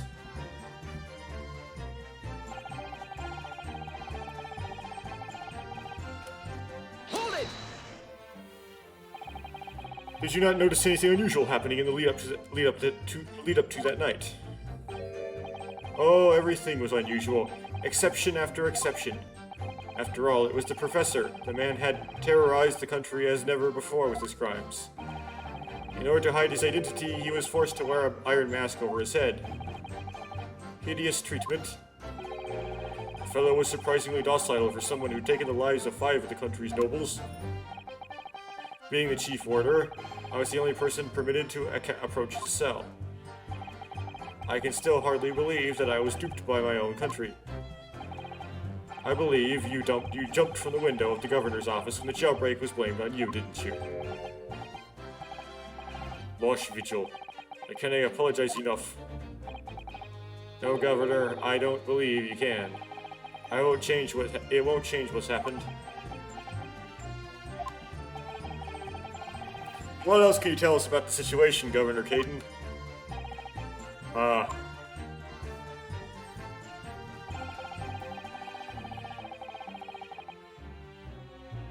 Hold it! You've already acknowledged that the orders came from the prosecutor's office to arrange the man's escape. There must have been some sort of negotiation, it's the only explanation. Well, be that as it may, I don't testify to that, right? I can know nothing about that. The witness stand is no place for telling you what you don't know for sure. That much I do. Like I said. Then I presume you also know this. Not telling what you do know is a criminal offense. So you were just following orders, is that it? I'm afraid that won't absolve you of guilt here. Man was still killed illegally, even if he was a condemned criminal. You may very well be found complicit in murder, Governor.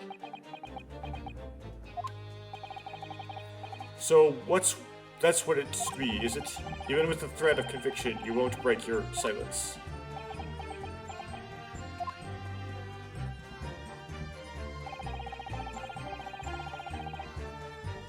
Hold it! Did you carry out the plan in its entirety? I did everything I could at the time. As you know, Genshin Isogi was shot dead in Logate Cemetery after the escape. Tell me, was that part of the plan too? My instructions were to do with getting the jock out of the jail with nothing more. Jail and nothing more. I cannot tell you anything about what happened after that. Only, personally, I believe his death was the last part of the plan.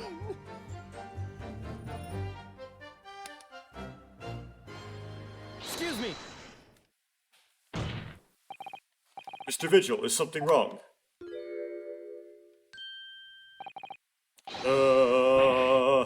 Yes, sir. What can I do for you, sir? He's saluting now. What is this, some sort of Barclay convention? What Governor Clayton was just saying seemed to upset you. Did it bring something to mind, perhaps?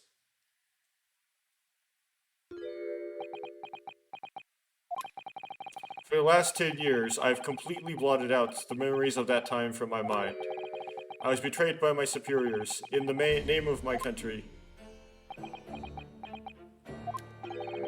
Just as my father was betrayed, it seems. But you see, thinking back now, I really can't imagine what the shooting of Mr. Isogi in the cemetery was ever part of the plan. I can't imagine that the shooting of Mr. Isogi in the cemetery was ever part of the plan. What makes you think that? Well, it just doesn't make any sense, does it? To make the man admit to crimes he didn't commit with the promise of a jailbreak, only to kill him in the end. That's treachery of the worst kind, but the point is, if the intention was always to betray him,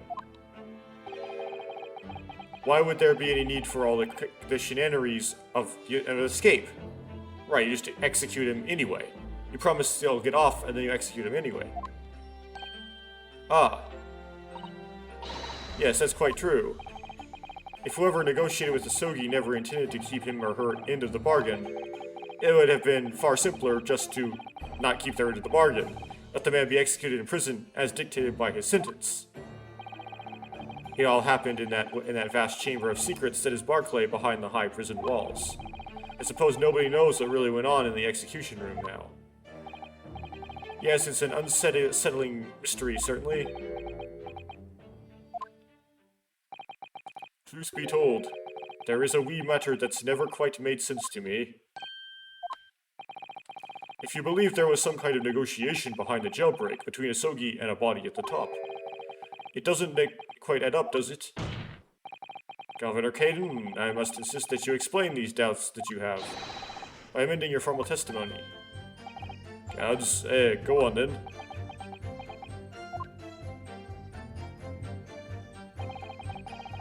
It seems to me the Japanese fellow did not have nothing to bargain with.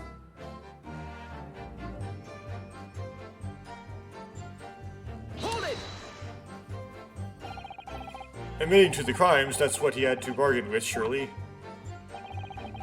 Can't see that myself. After all, did the prosecution not have conclusive evidence against the Carly, eh? This, you mean? Discovered during the final victim's autopsy. There's every possibility this conclusive evidence was fabricated by Scotland Yard and the prosecutor's office. Possibilities are all very well, but nothing has been proven. You can holler about misconduct in the trial 10 years ago all you like. But if you can't establish that it happened with hard evidence, no one's going to listen. Hey, that's right. So what I'm saying is, the convict had nothing he could use for any kind of bargaining at all. The witness makes an astute point. Logically, it would seem no negotiation could have taken place. Yet the plan to break the man out of prison was definitely put into practice. So he must have been armed with something that gave him an angle to negotiate.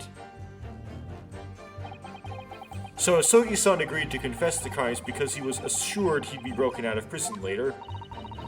I really don't think that Kazuma-sama's father would have engaged in such negotiations. That perhaps something compelled him to agree. What a terrible thing. Using the law to legitimize such underhanded dealings with a desperate man, only to double-cross him in the end. It's quite the opposite of justice. I can't help feeling there's something about this apparent negotiation that doesn't quite add up. Something doesn't quite add up, Mr. Naruhodo.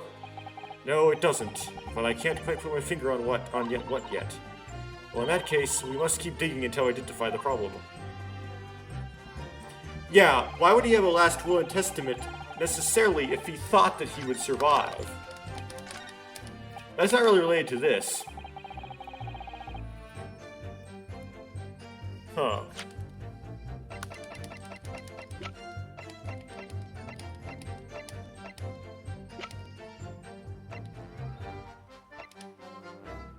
Objection! Now he presented, confessing under oath to murders he didn't commit on a verbal assurance of later being broken out of prison. Genshin Isogi was taking an incredibly risky gamble. Very true. There is nothing to stop the British breaking their word and executing him behind closed doors anyway. Under normal circumstances, no man would stake his life on a gentleman's agreement like that. Which means that Mr. Isogi must have had a trump card. Something that guaranteed he wouldn't be betrayed. Some kind of weapon. However, the fellow couldn't possibly have had anything like that. But you know what he did, Governor. The Isogi Papers, the name given to the last victim's will and testament of Genshin Isogi. Ah. It turns out that Mr. Isogi was hiding his will in his cell at Barclay. Chief Warder Vigil caught him with it one day. You squealed, did ya? You wee rat. Did I not tell you to keep that a secret? You can't touch me now. Or... When Mr. Vigil caught sight of that will through the bars of the convict cell, Mr. Isogi pleaded with the warder.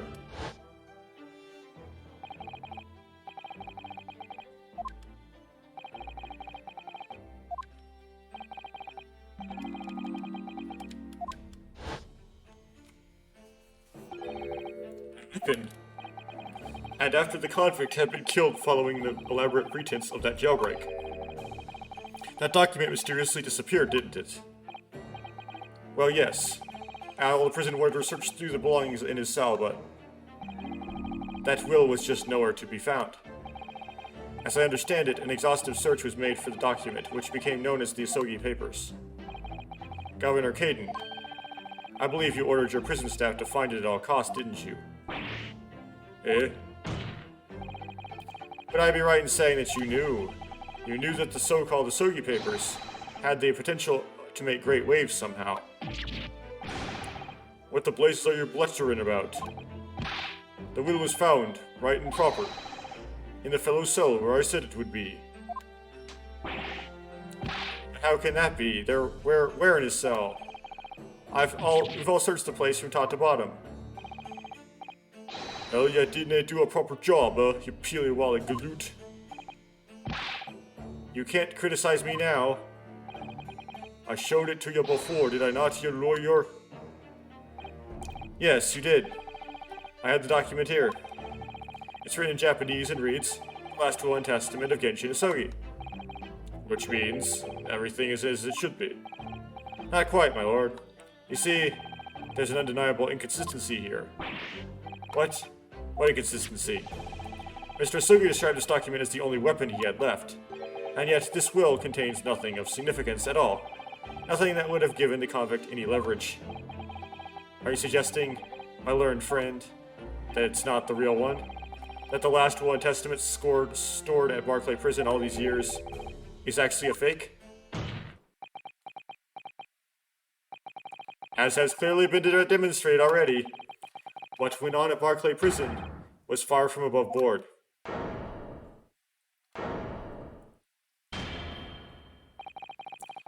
last vilification of the defense was an affront to the entire British legal system. The vilification. This absurd notion of a weapon is something from which we have only the former chief warder's word.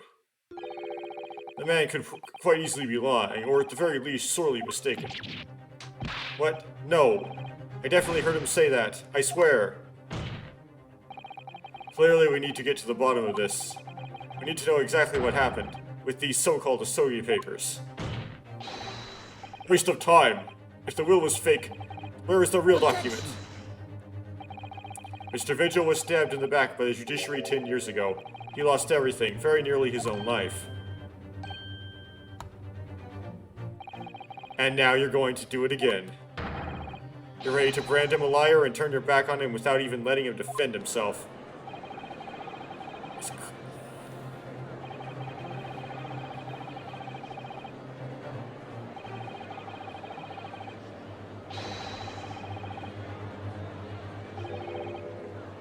What did you say?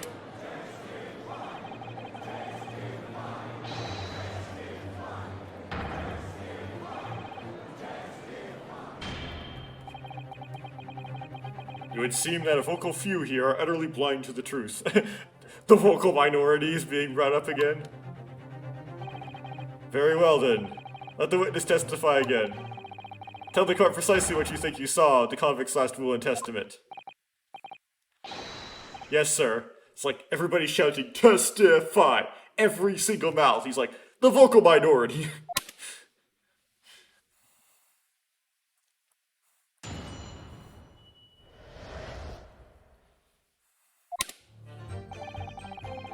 As the warder responsible for condemned convicts, I attended to Mr. Asogi and kept watch over his cell. The night after he was found guilty in court, he was doing something with that will in his cell. We turned the cell inside out looking for it after the execution, but to no avail. I only found the Asogi papers when a directive came telling me to impound them. The document was in the folds of the fellow's robe, but that was left in his cell. A Camino, I think it's called. Kimono. There we go. In his kimono? That's a lie. We searched every inch of the man's cell. We looked through all his clothes. It can't be true. Were you no satisfied with calling me a liar? The once Yowie Waffinger? Ah, there's nothing you can do about it now. You don't have any hold over me anymore. Other than the hold you like to take of my cravat, of course, if that's what you're going to do. Is it? You're going to give me a good shake again? Are you going to be too scared? Yes, I am. Little and large. What a double act. We compiled with the Asogi's will as far as was possible. We complied. All of his personal effects were delivered to his family home in Japan, as a courtesy to the homeland of the most notorious killer our country has ever seen. And we were much obliged. I can confirm that all of my father's belongings arrived safely, except the ring. Ah, and you can deny the handwriting is that of your old man, eh? Yes, there's no mistaking that it's my father's brushwork. Really? And this last will and testament was the man's last weapon, was it? I think we can safely assume that the convict was merely prattling, knowing that his end was nigh.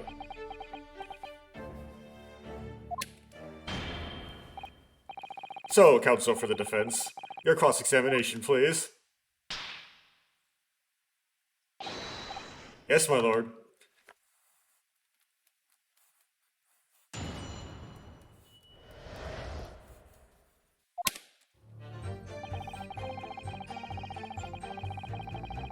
Hold it! So, would that mean that you conversed with Mr. Asogi? Yes, certainly. Though there was precious little time before his execution was due. He was remarkably calm, considering his days were very much numbered. In all honesty, he really didn't strike one as a man capable of mass murder. Yet he confessed in full to the crimes. I know, that's why I felt compelled to ask him one day. I can still recall his reply.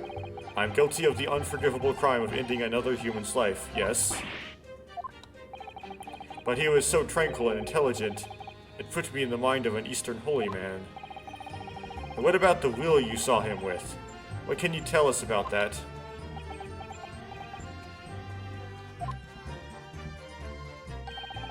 It was the beginning of all the drama. I remember it very well. Yes. Night after he was found guilty in court, he was doing something with that will in his cell. Hold it! And he pleaded with you not to report him, didn't he? Yes, that's right. And like the bambot you are, yet didn't they tell me? Blatant breach of trust that was. I could see that the man had a noble spirit. I found myself wanting to treat him accordingly. And according to what you told us 2 days ago, the convict had been strictly forbidden from having any writing materials whatsoever. Yes, you're right. Ah, so when exactly was the will penned? That was before the man was remanded in Barclay, obviously. Yes, at the prosecutor's office under supervision of the relevant authorities. I personally instructed Asogi to make a will for the benefit of his family in his homeland. In that case, why was it found in his cell? What do you mean by that? Well, if it was pinned at the prosecutor's office, you would have expected that it would remain there for safekeeping, surely? Oh. It's curious. There doesn't seem to be any obvious explanation for why it was subsequently found in the convict's cell. Ooch. Well, the defense makes an astute point. Well, Governor. Prison governor cannot be expected to ken the inner workings of the prosecutor's office. In that case, Lord Strongheart, perhaps you can shed some light on the matter. I'm unable to offer an explanation here and now. I would have to consult with the notary responsible for the will at the time.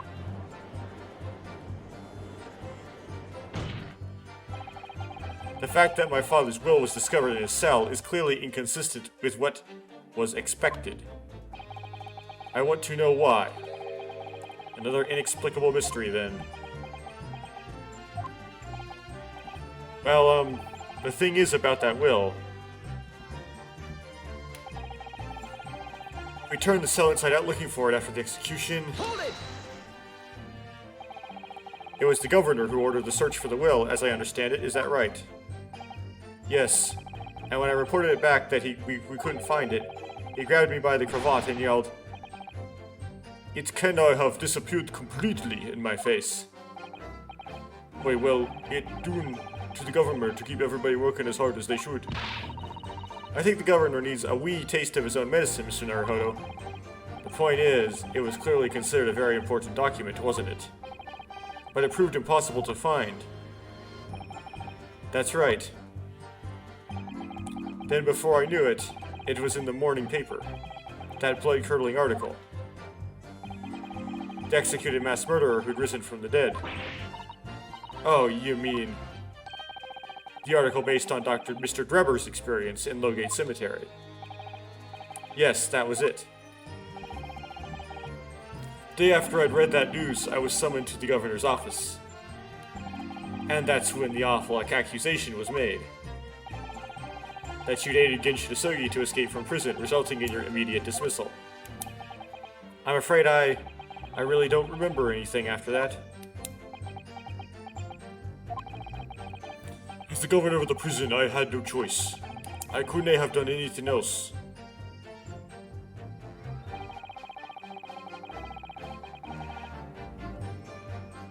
Hold it! That directive came from the same source as the one instructing you about the jailbreak? Aye, from the top levels of the prosecutor's office. What name was on it? I do not kunna for, as I do not can know now. All I can tell you is that my orders were to do everything in my power to find that document. The directive said it had to be somewhere inside the fellow's cell. Document? Is that the wording? Document? Not will? Oi. That's what it said. Am I clutching at straws here? I just wonder if it was really Genshin Asogi's last will and testament that the sender of that directive was after. Continue with your testimony then, witness. The document was in the folds of the fellow's robe that was left in his cell. A kimono, I think it is called. Hold it! In Mr. Asogi's kimono? Aye, the one he brought with him when he was locked up. Yes, he was permitted to have his personal effects with him during his incarceration, as I understand. That's right, he was granted as much freedom as possible during the few days before his execution. Indeed, he had a number of items of personal significance, I remember. Basically, you're saying he didn't have to wear the jumpsuit. He was very reluctant to part with them. Some books, that kimono, his sword... His sword? Karuma, the famous sword of the Asogi clan. It bears the soul of my family. In a prison, I don't doubt it, but it wasn't really getting at that. Forget I'm being the soul of the clan. Could the man have a more obvious weapon? Have some respect, Rinosuke. Respectful silence. The warders carry firearms at all times, and the inmates have shackles around their ankles. He couldn't have hurt anybody with that thing. Still, he was allowed a sword, but no writing materials. Aye. He wrote that will before he came to stay with us at Barclay, you see. Dr. Mikotoba was asked to bring the necessary Japanese writing implements to the prosecutor's office. A Suzuri inkstone, black Suzuri ink, and some Hanshi rice paper, no doubt. I was present when he wrote it, but I'm sorry to say, the letters just look like squirming mass of jet black earthworms to me.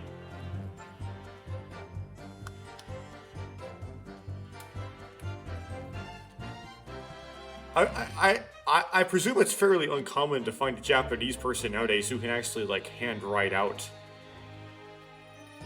like, high school level Japanese. Excuse me!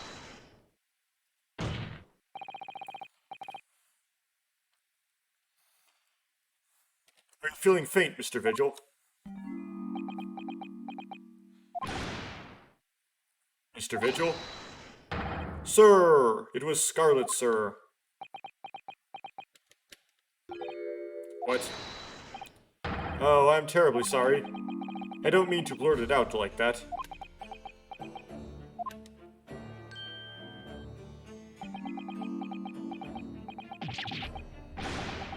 Swaying and more explaining would be helpful. Is something about the testimony we just heard... Have you recalled something of importance?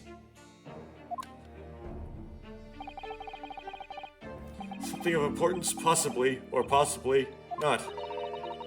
I'm unable to tell which way he's leaning, I'm afraid. My lord, the defense asked Mr. Vigil to be permitted to supplement his testimony with this possible or possibly not important detail. Permission granted. Go ahead, Mr. Vigil. Yes, it was Scarlet.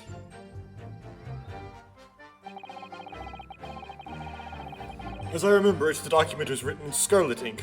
Perhaps I'm mistaken. Hold it! Scarlet, you say? Well, yes. I mean, I only caught sight of it for a brief moment, of course. But even by the dim light of the cell, I remember thinking that it was an unusual color. At the very least, I'm quite sure it wasn't black. Witness? Is that really what you saw? What? Sir?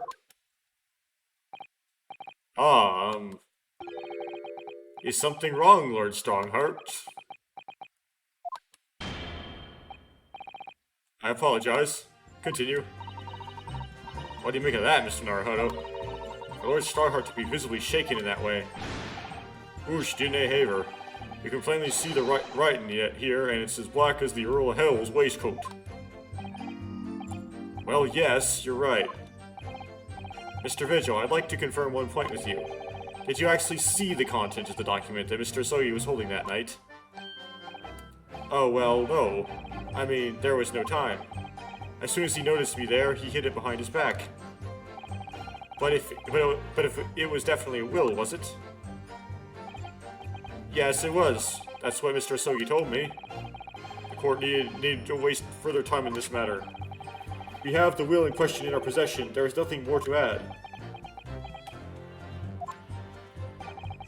A will written in scarlet ink. What did Mr. Vigil really see Kazuma's father holding, I wonder? If you have an inkling, Mr. Naruhodo, you must present it to the court at once. That testimony doesn't give much away. If this will really was pinned by Kazuma-sama's father, I wonder what he could possibly have meant when he described it as a weapon. It's starting to sound very much like Mr. Asogi actually had nothing.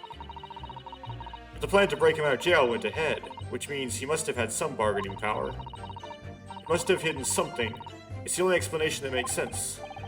It's starting to sound like Mr. Asogi actually might have had something. Which is it, Mr. Naruhodo? I'm not sure. I feel as though I'm on the brink of understanding all this. Let's listen to all the information again and see what more we can learn. We can't overlook even the smallest detail. Absolutely.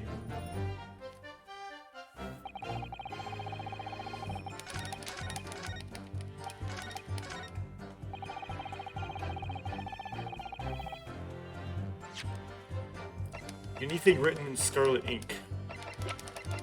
Let's go to the end here.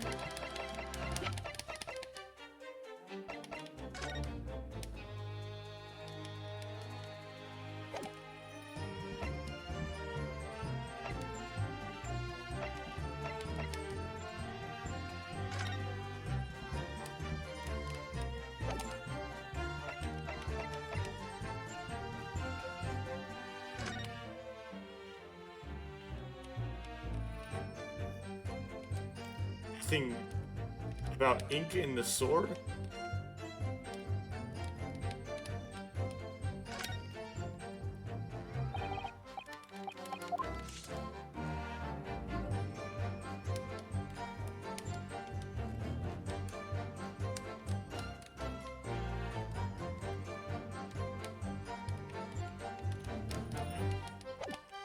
Interesting.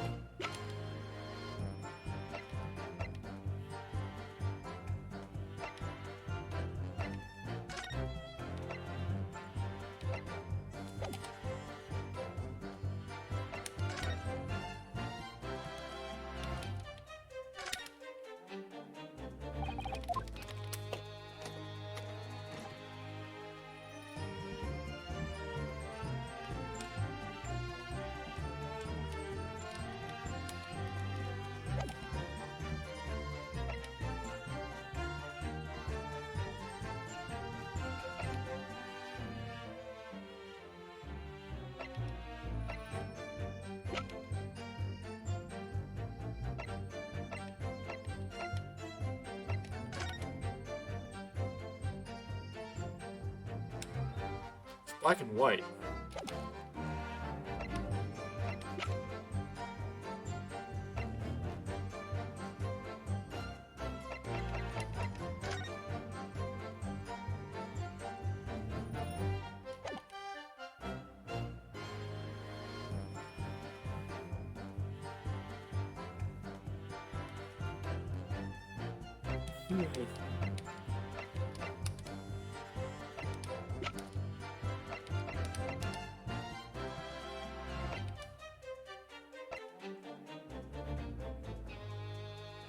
It's not autopsy report. This the ink on his hand, right? Objection! Oh, should have remembered that sooner. Okay, scarlet-colored writing is what you said you thought you saw, Mr. Vigil. And I believe that's exactly what you did see. What? Heavers again, you've no evidence to say that. Have a look at this report. That's my brother's autopsy report. Yes, there's something in here that's bothering me since I first read it.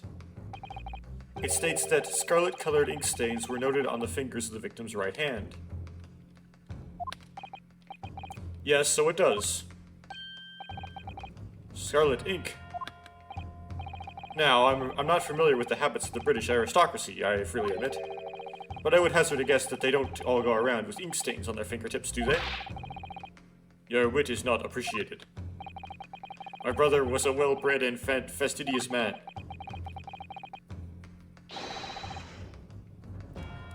Should ink have sullied his fingertips, he would have cleaned them immediately. What is your point, counsel?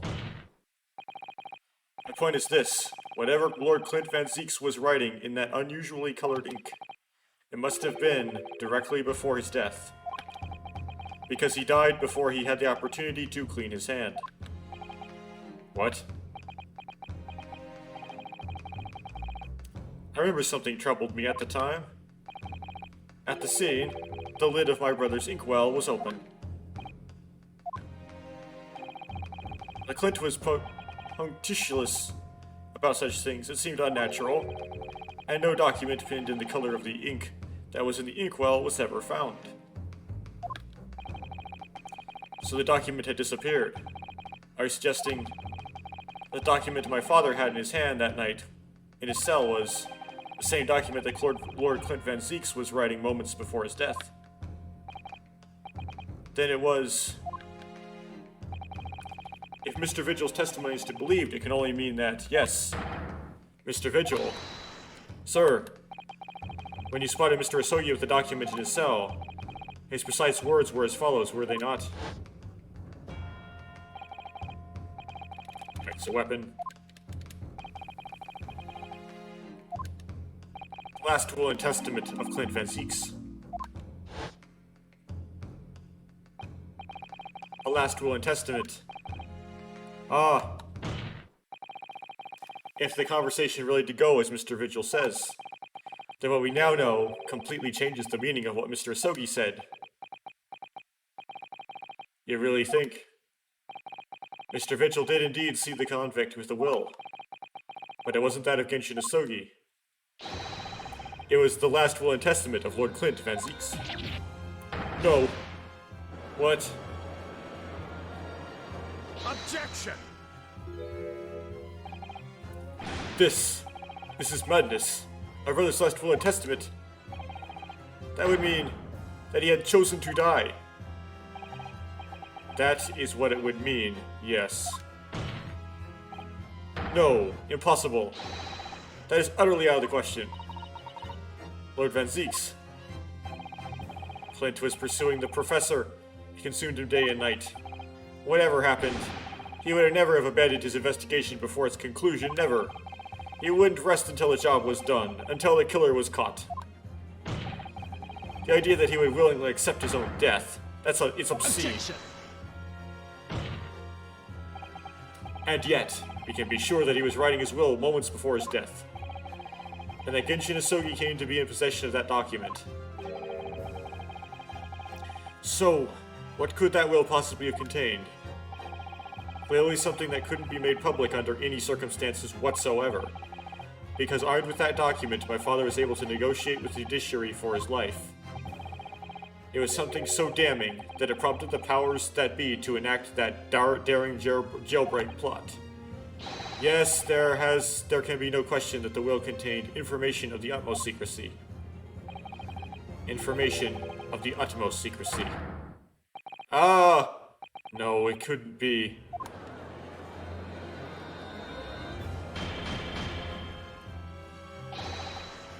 I've heard more than enough. Pursuing this notion of a phantom, while nobody can attest to having seen, serves absolutely no purpose. Objection! No, my lord, that's unacceptable. What did you say, counsel? The last will and testament that Genshin Asogi had in his possession was that of Lord Clint Van Zieks. All the testimony and evidence presented to the court has logically led us to that possibility.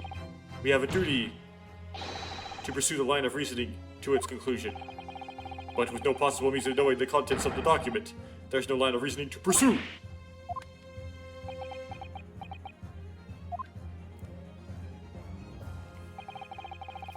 Reason why Lord Clint Van Zieks, a man of high noble standing, would have chosen death. Information so secret, people in the judiciary would be willing to negotiate the jailbreak of a condemned killer. The only explanation that fits those facts. Going slowly because I wanted to finish zooming. There we go. It's an unthinkable truth that turns absolutely everything on its head. But it's just too hideous. Mr. Naruhodo, you have that hideous look. However difficult the situation might become, you work with your client in pursuit of the truth. That's what you're resolved to do when you entered the courtroom this morning. If I'm not mistaken, Miss Susato. So hold your head high and keep soldiering on. Yes, you're right. Swear he grows spikes going backwards out the back of his head. 10 years ago, in his final moments, Lord Clint Van Zieks left behind a will. A will that Genshin Isogi was able to use as a weapon to negotiate his escape from prison. In all probability, the details in the will were related to the Professor case. The defense's last testament is mere conjecture. Last statement. What are you getting at, man? Rinosuke?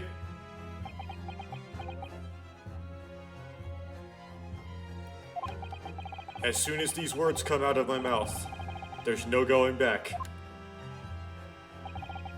I believe that the last will and testament of Lord Clint Van Zieks was in fact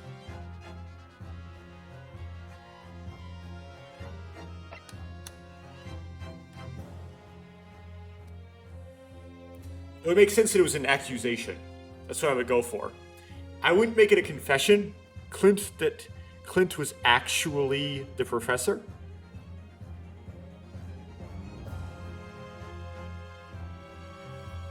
That'll be a reason to kill himself.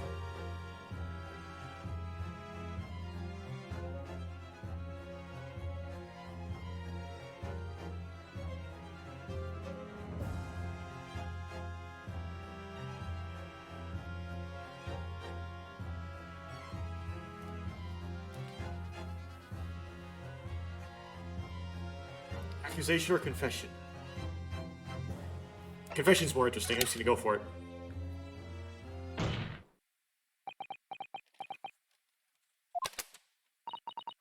You can do this, Mr. Naruhodo. Music stops, so I believe I'm correct.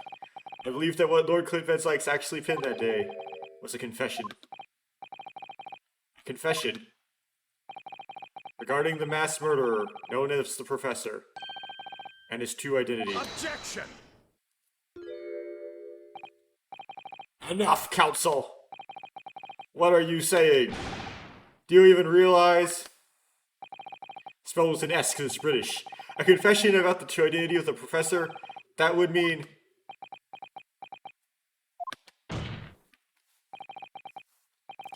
Van Zieks, I appreciate this must be hard to take in. But it's the only explanation that fits. The killer that terrorized London a decade ago and became known as the Professor. The man believed to have murdered 5 members of the aristocracy. Wasn't Genshin Isogi at all. No, you can't be suggesting. That was in fact the man believed to have been the 5th victim.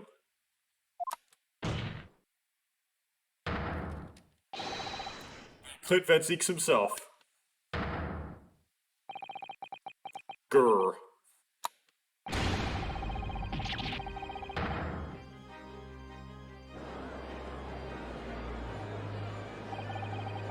It's finally open, is it? Pandora's box.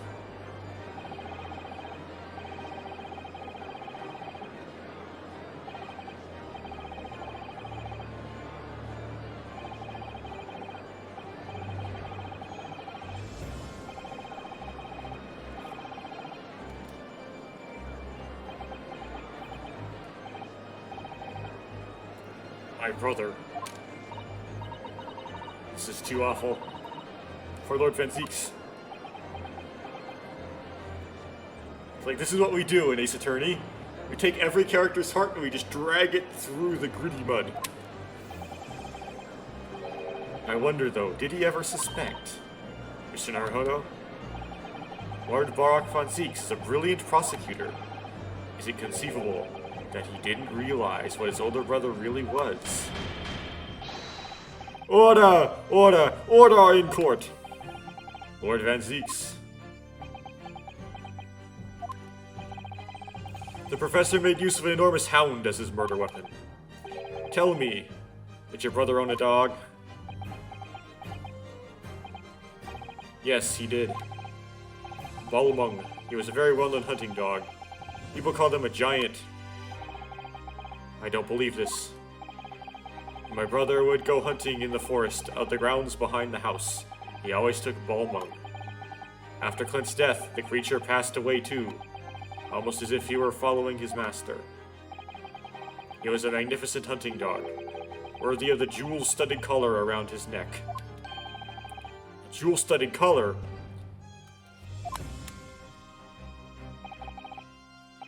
That's right. Though sadly, with a big B on it. Is that his name though, right? Balmung. Yeah, but I know why they made his name start with a B. Some years ago now, stolen by a thief who broke into the house one night. Jewel-studded collar, stolen by a thief. His name was Sheldon or something? So it happens that myself and my colleagues have come across such a collar during our time in London. It so happens. How could you? There was an old emblem attached to the collar too, made of pure gold. It was topped with a small crown, and bore an ornate capital letter B. What? An emblem bearing the initial B? Oh my, you know it? It's the insignia of the Baskerville family. What? The Baskerville? Why is that name coming up now? Baskerville. It's the family name of my late brother's widow. That pure gold emblem was an heirloom which Clint acquired upon their marriage. There can be no doubt then. The collar you've described was Balmung's. The family insignia of Lord Clint Van Zeeks' widow. There was a considerable amount of blood on the collar when we saw it. Since we know the dog was used for hunting, it could have been from its quarry, of course. But it could actually have been from human prey.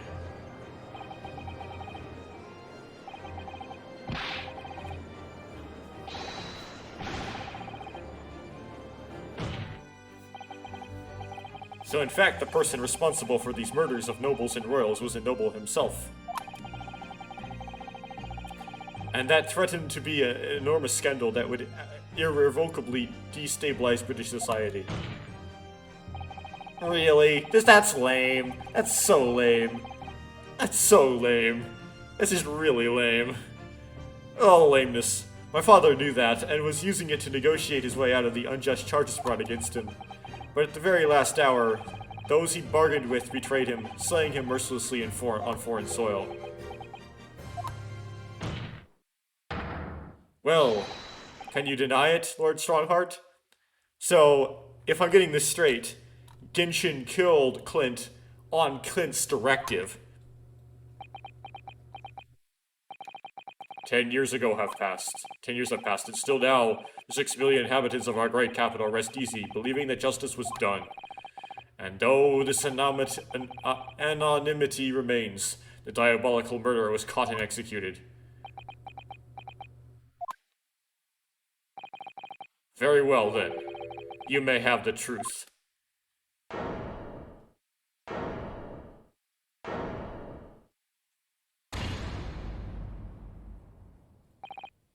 Tell me then. Tell me what Clint really was. Lord Clint Van Zeeks was too pure of heart. When he became a prosecutor and went in pursuit of the black roots of crime, he drove himself into a corner. He came to the uncomfortable realization that the fight of the most fiendish of criminals relinquishes one to become even more fiendish oneself. Clint?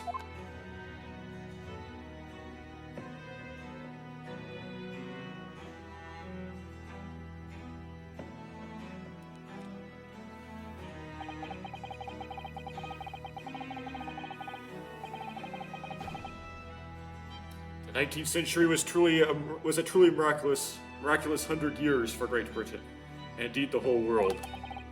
New industry, new technology, and with the birth of the Metropolitan Police Service, new law and order. But these dazzling new developments meant even deeper shadows were cast on society. Water sullied by factories, air thick with noxious fumes and crime, growing daily to fill the darkness. Clint Van Zieks made it his mission to combat that darkness. But as time went on, it slowly ate at his soul, until eventually he was consumed. It is ironic, really, and somewhat surprising, that the truth had once again been unearthed by Japanese. Once again? What do you mean? 10 years ago, your father, Genshin Asogi, turned up at my office one night. The professor. Yes, beyond a shadow of a doubt. You must issue a warrant to search his home at once. Don't be absurd. The man comes from one of our country's most illustrious families. He is a paragon of justice here in the capital. Yes, that's the point. That's why none of you British can see it.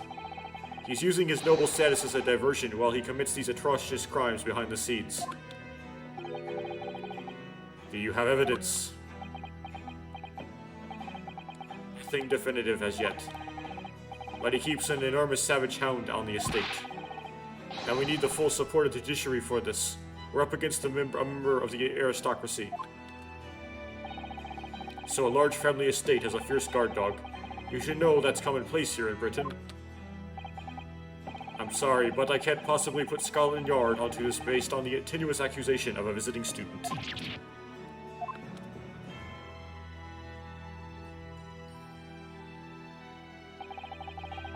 So I turned down Asogi's plea. As a result, he took it upon himself to visit the Von Zieks mansion on his own. We can only imagine how that happened between the two men. Though we know the outcome, of course. Lord Clint Van Zieks perished. I don't believe this. So in actual fact, Kazuma-sama's father did. He made the late Lord Van Zieks meet the same fate. He put a permanent end to the professor killings by taking the drastic measure of ending the perpetrator's life. As soon as I heard, I hurried to the mansion. When I arrived, it was easy to grasp what had happened. And what about the will? Asogi must have already taken it. Nothing of that nature was found at the scene. We had no idea of the existence of such a document at that time.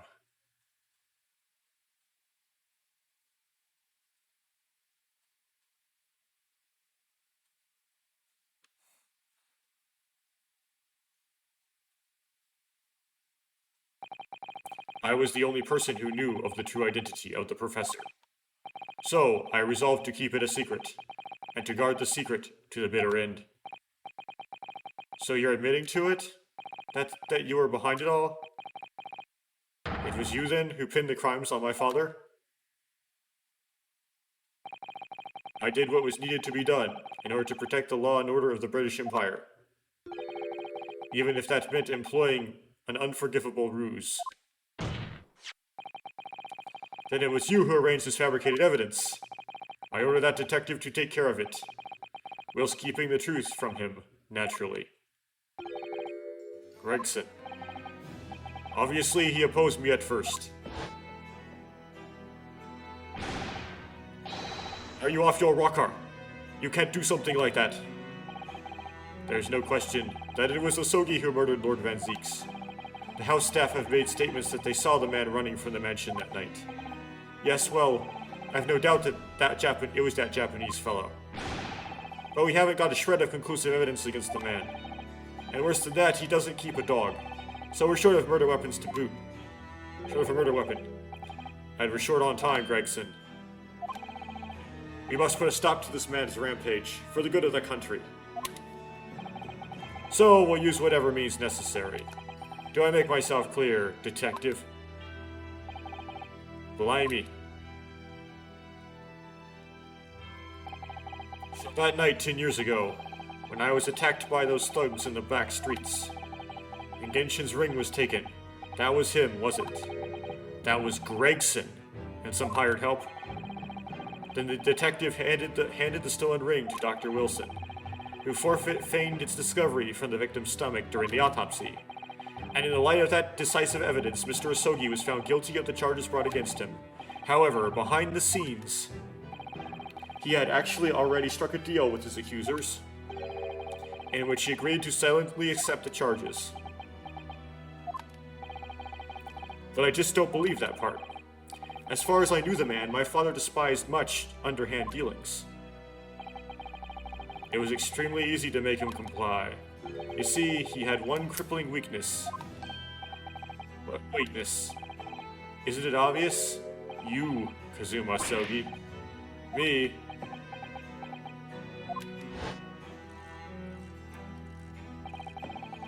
Perhaps you have no desire to return to your homeland, Asogi. What? Though I hear you have a 14-year-old son. Agree to cooperate and accept your guilt without contention, and you will see Japan and your son again. You scoundrel. Whether you choose wisely or not, it will be a closed trial, by order of Her Majesty. So whatever rash claims you might make in court, we'll have no trouble in stifling them. There's only one outcome for you, Asogi. The gallows. Don't forget that I still have a weapon at my disposal. A document revealing a truth that I know you're desperate to keep hidden. Yes, it hadn't escaped my mind, which is the only reason I'm willing to bargain with you. I only want to protect this country's law and order.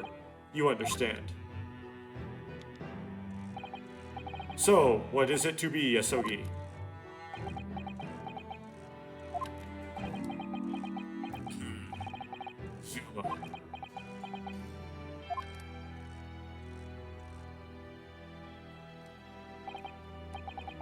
Did it for me?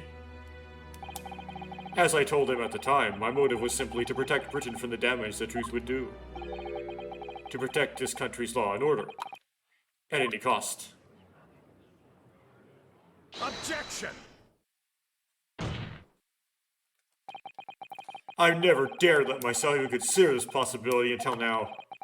But in the light of all this treachery, I have to ask. The mastermind behind the Reaper of the Bailey. Was it you, Lord Mael Strongheart?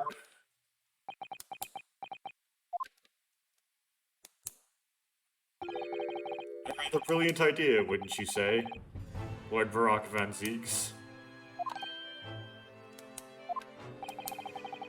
Like the spirit of your late brother, that paragon of justice should return to reap justice for his sibling. Could there be a more appetizing tale for London's masses, I ask you? But brazen... I knew that you'd play the part to perfection, but your role really wasn't that of some embodiment of death. No, you were London's guardian angel. An angel with bloody hands? I think not. Those who had cooperated with me already were only too happy to participate in my plan. Inspector Gregson, Dr. Wilson. My minions worked tirelessly to ensure that the finger of guilt could never come to rest on you. It's all thanks to them that you are exalted as the demigod the Reaper became. Dr. Wilson left Britain 4 years ago when he was invited to work in Japan. That's right. So I had to employ the services of his young protege after that. Dr. Courtney Scythe. Dr. Scythe. So what with the execution of the Professor, and the subsequent reign of the Reaper of the Bailey, I successfully safeguarded law and order in our mighty capital for the past decade. That is everything.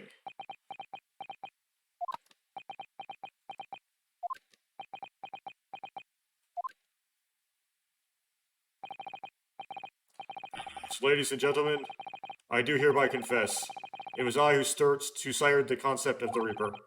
However, let me say in my defense, it was all for the preservation of law and order across the entire empire.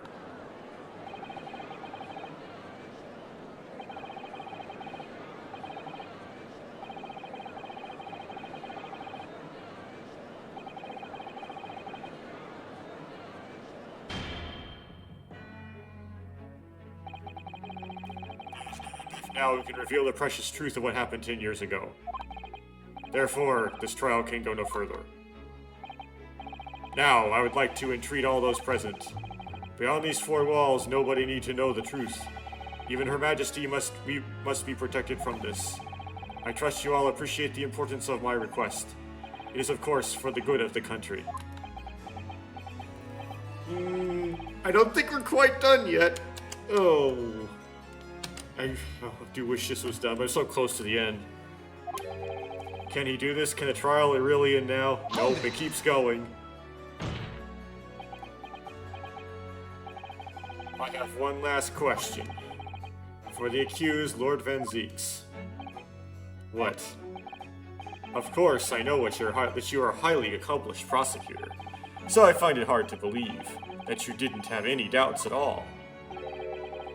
That you never suspected your older brother. Yes, the same thought occurred to me.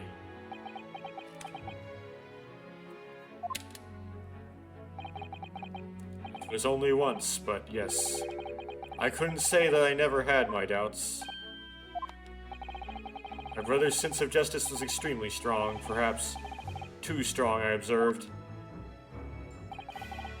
At that time, there were members of the aristocracy who were bleeding the country dry for their own gain. And since they were nobles, they were untouchable. For my brother, it was a source of great turmoil. And coincidentally, at the same time, the professor began his terrifying reign. During the time of the professor killings, my brother did not appear to be himself. And that made you suspect.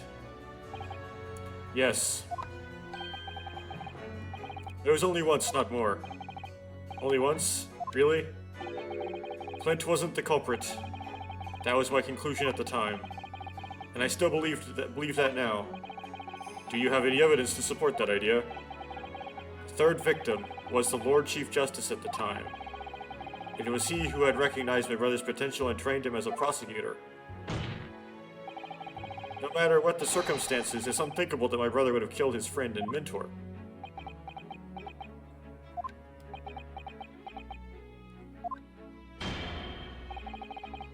That will do. Neither Clint Van Zieks... Neither Clint Van Zieks nor Genshin Asogi will still walk this earth. However much we debate this matter now, we cannot hope to reach a conclusion. But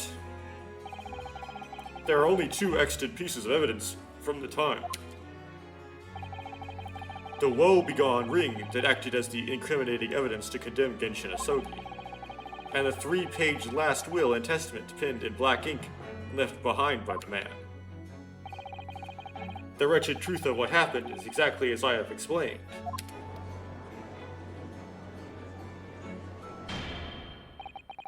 Later today, I will present myself at the Ministry of Justice for whatever sanction is deemed appropriate. That is all. Court is adjourned. Objection! Farnosuke.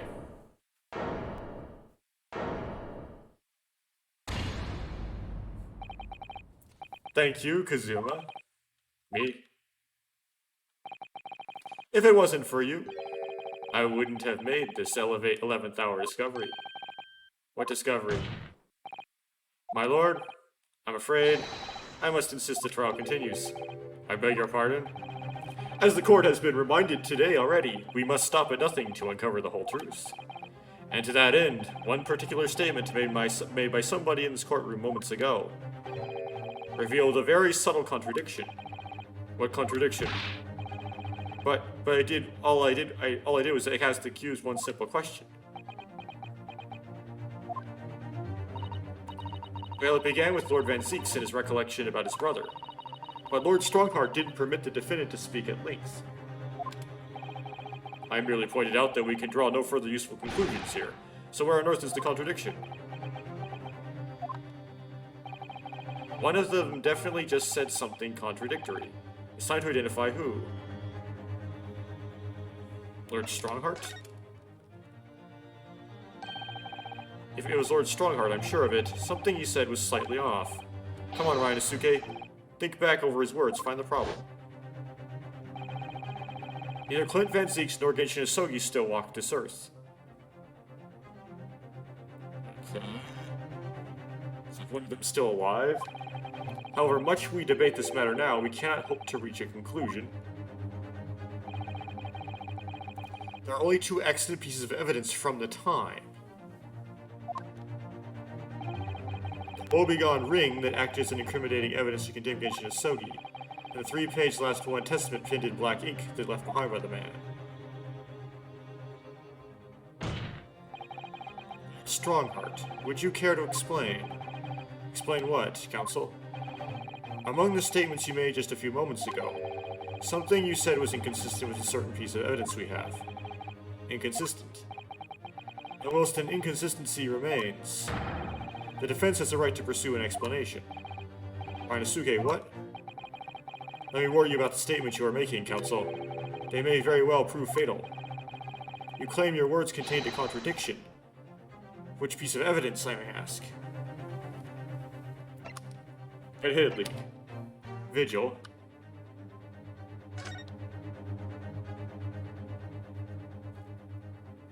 Sound or anything.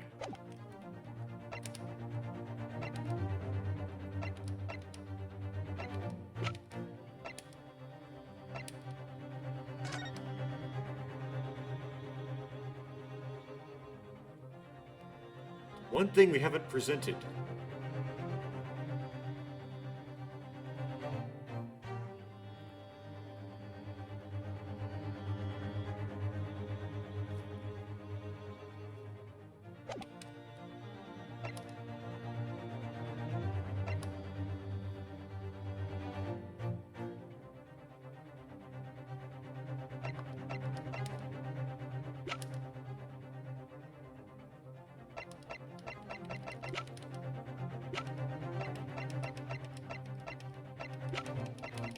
Hey, though. Take that!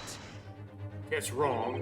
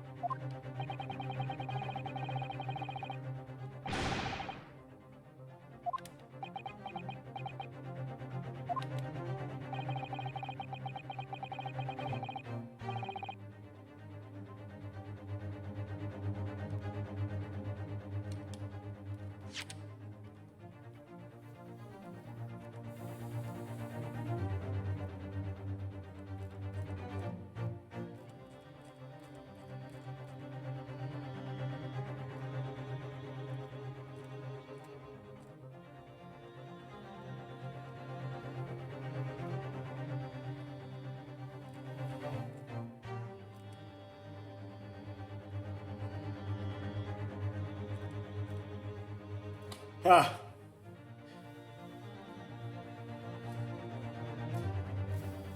The backlog is limited. Great.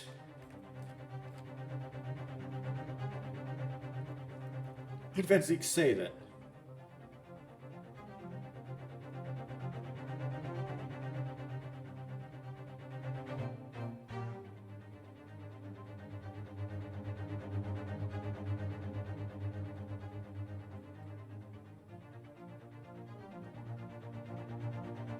He said that the third victim, was the Lord Chief Justice at the time.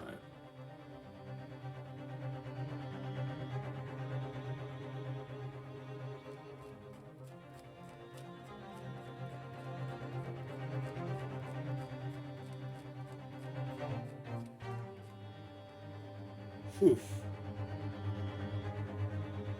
Well, I think I'm going to very conveniently end it here. And actually, this will not be the last one. I'll have to pick up on this in the next recording. Yeah, that's what I'll do. It's gonna have to go on one more. Just keeps going.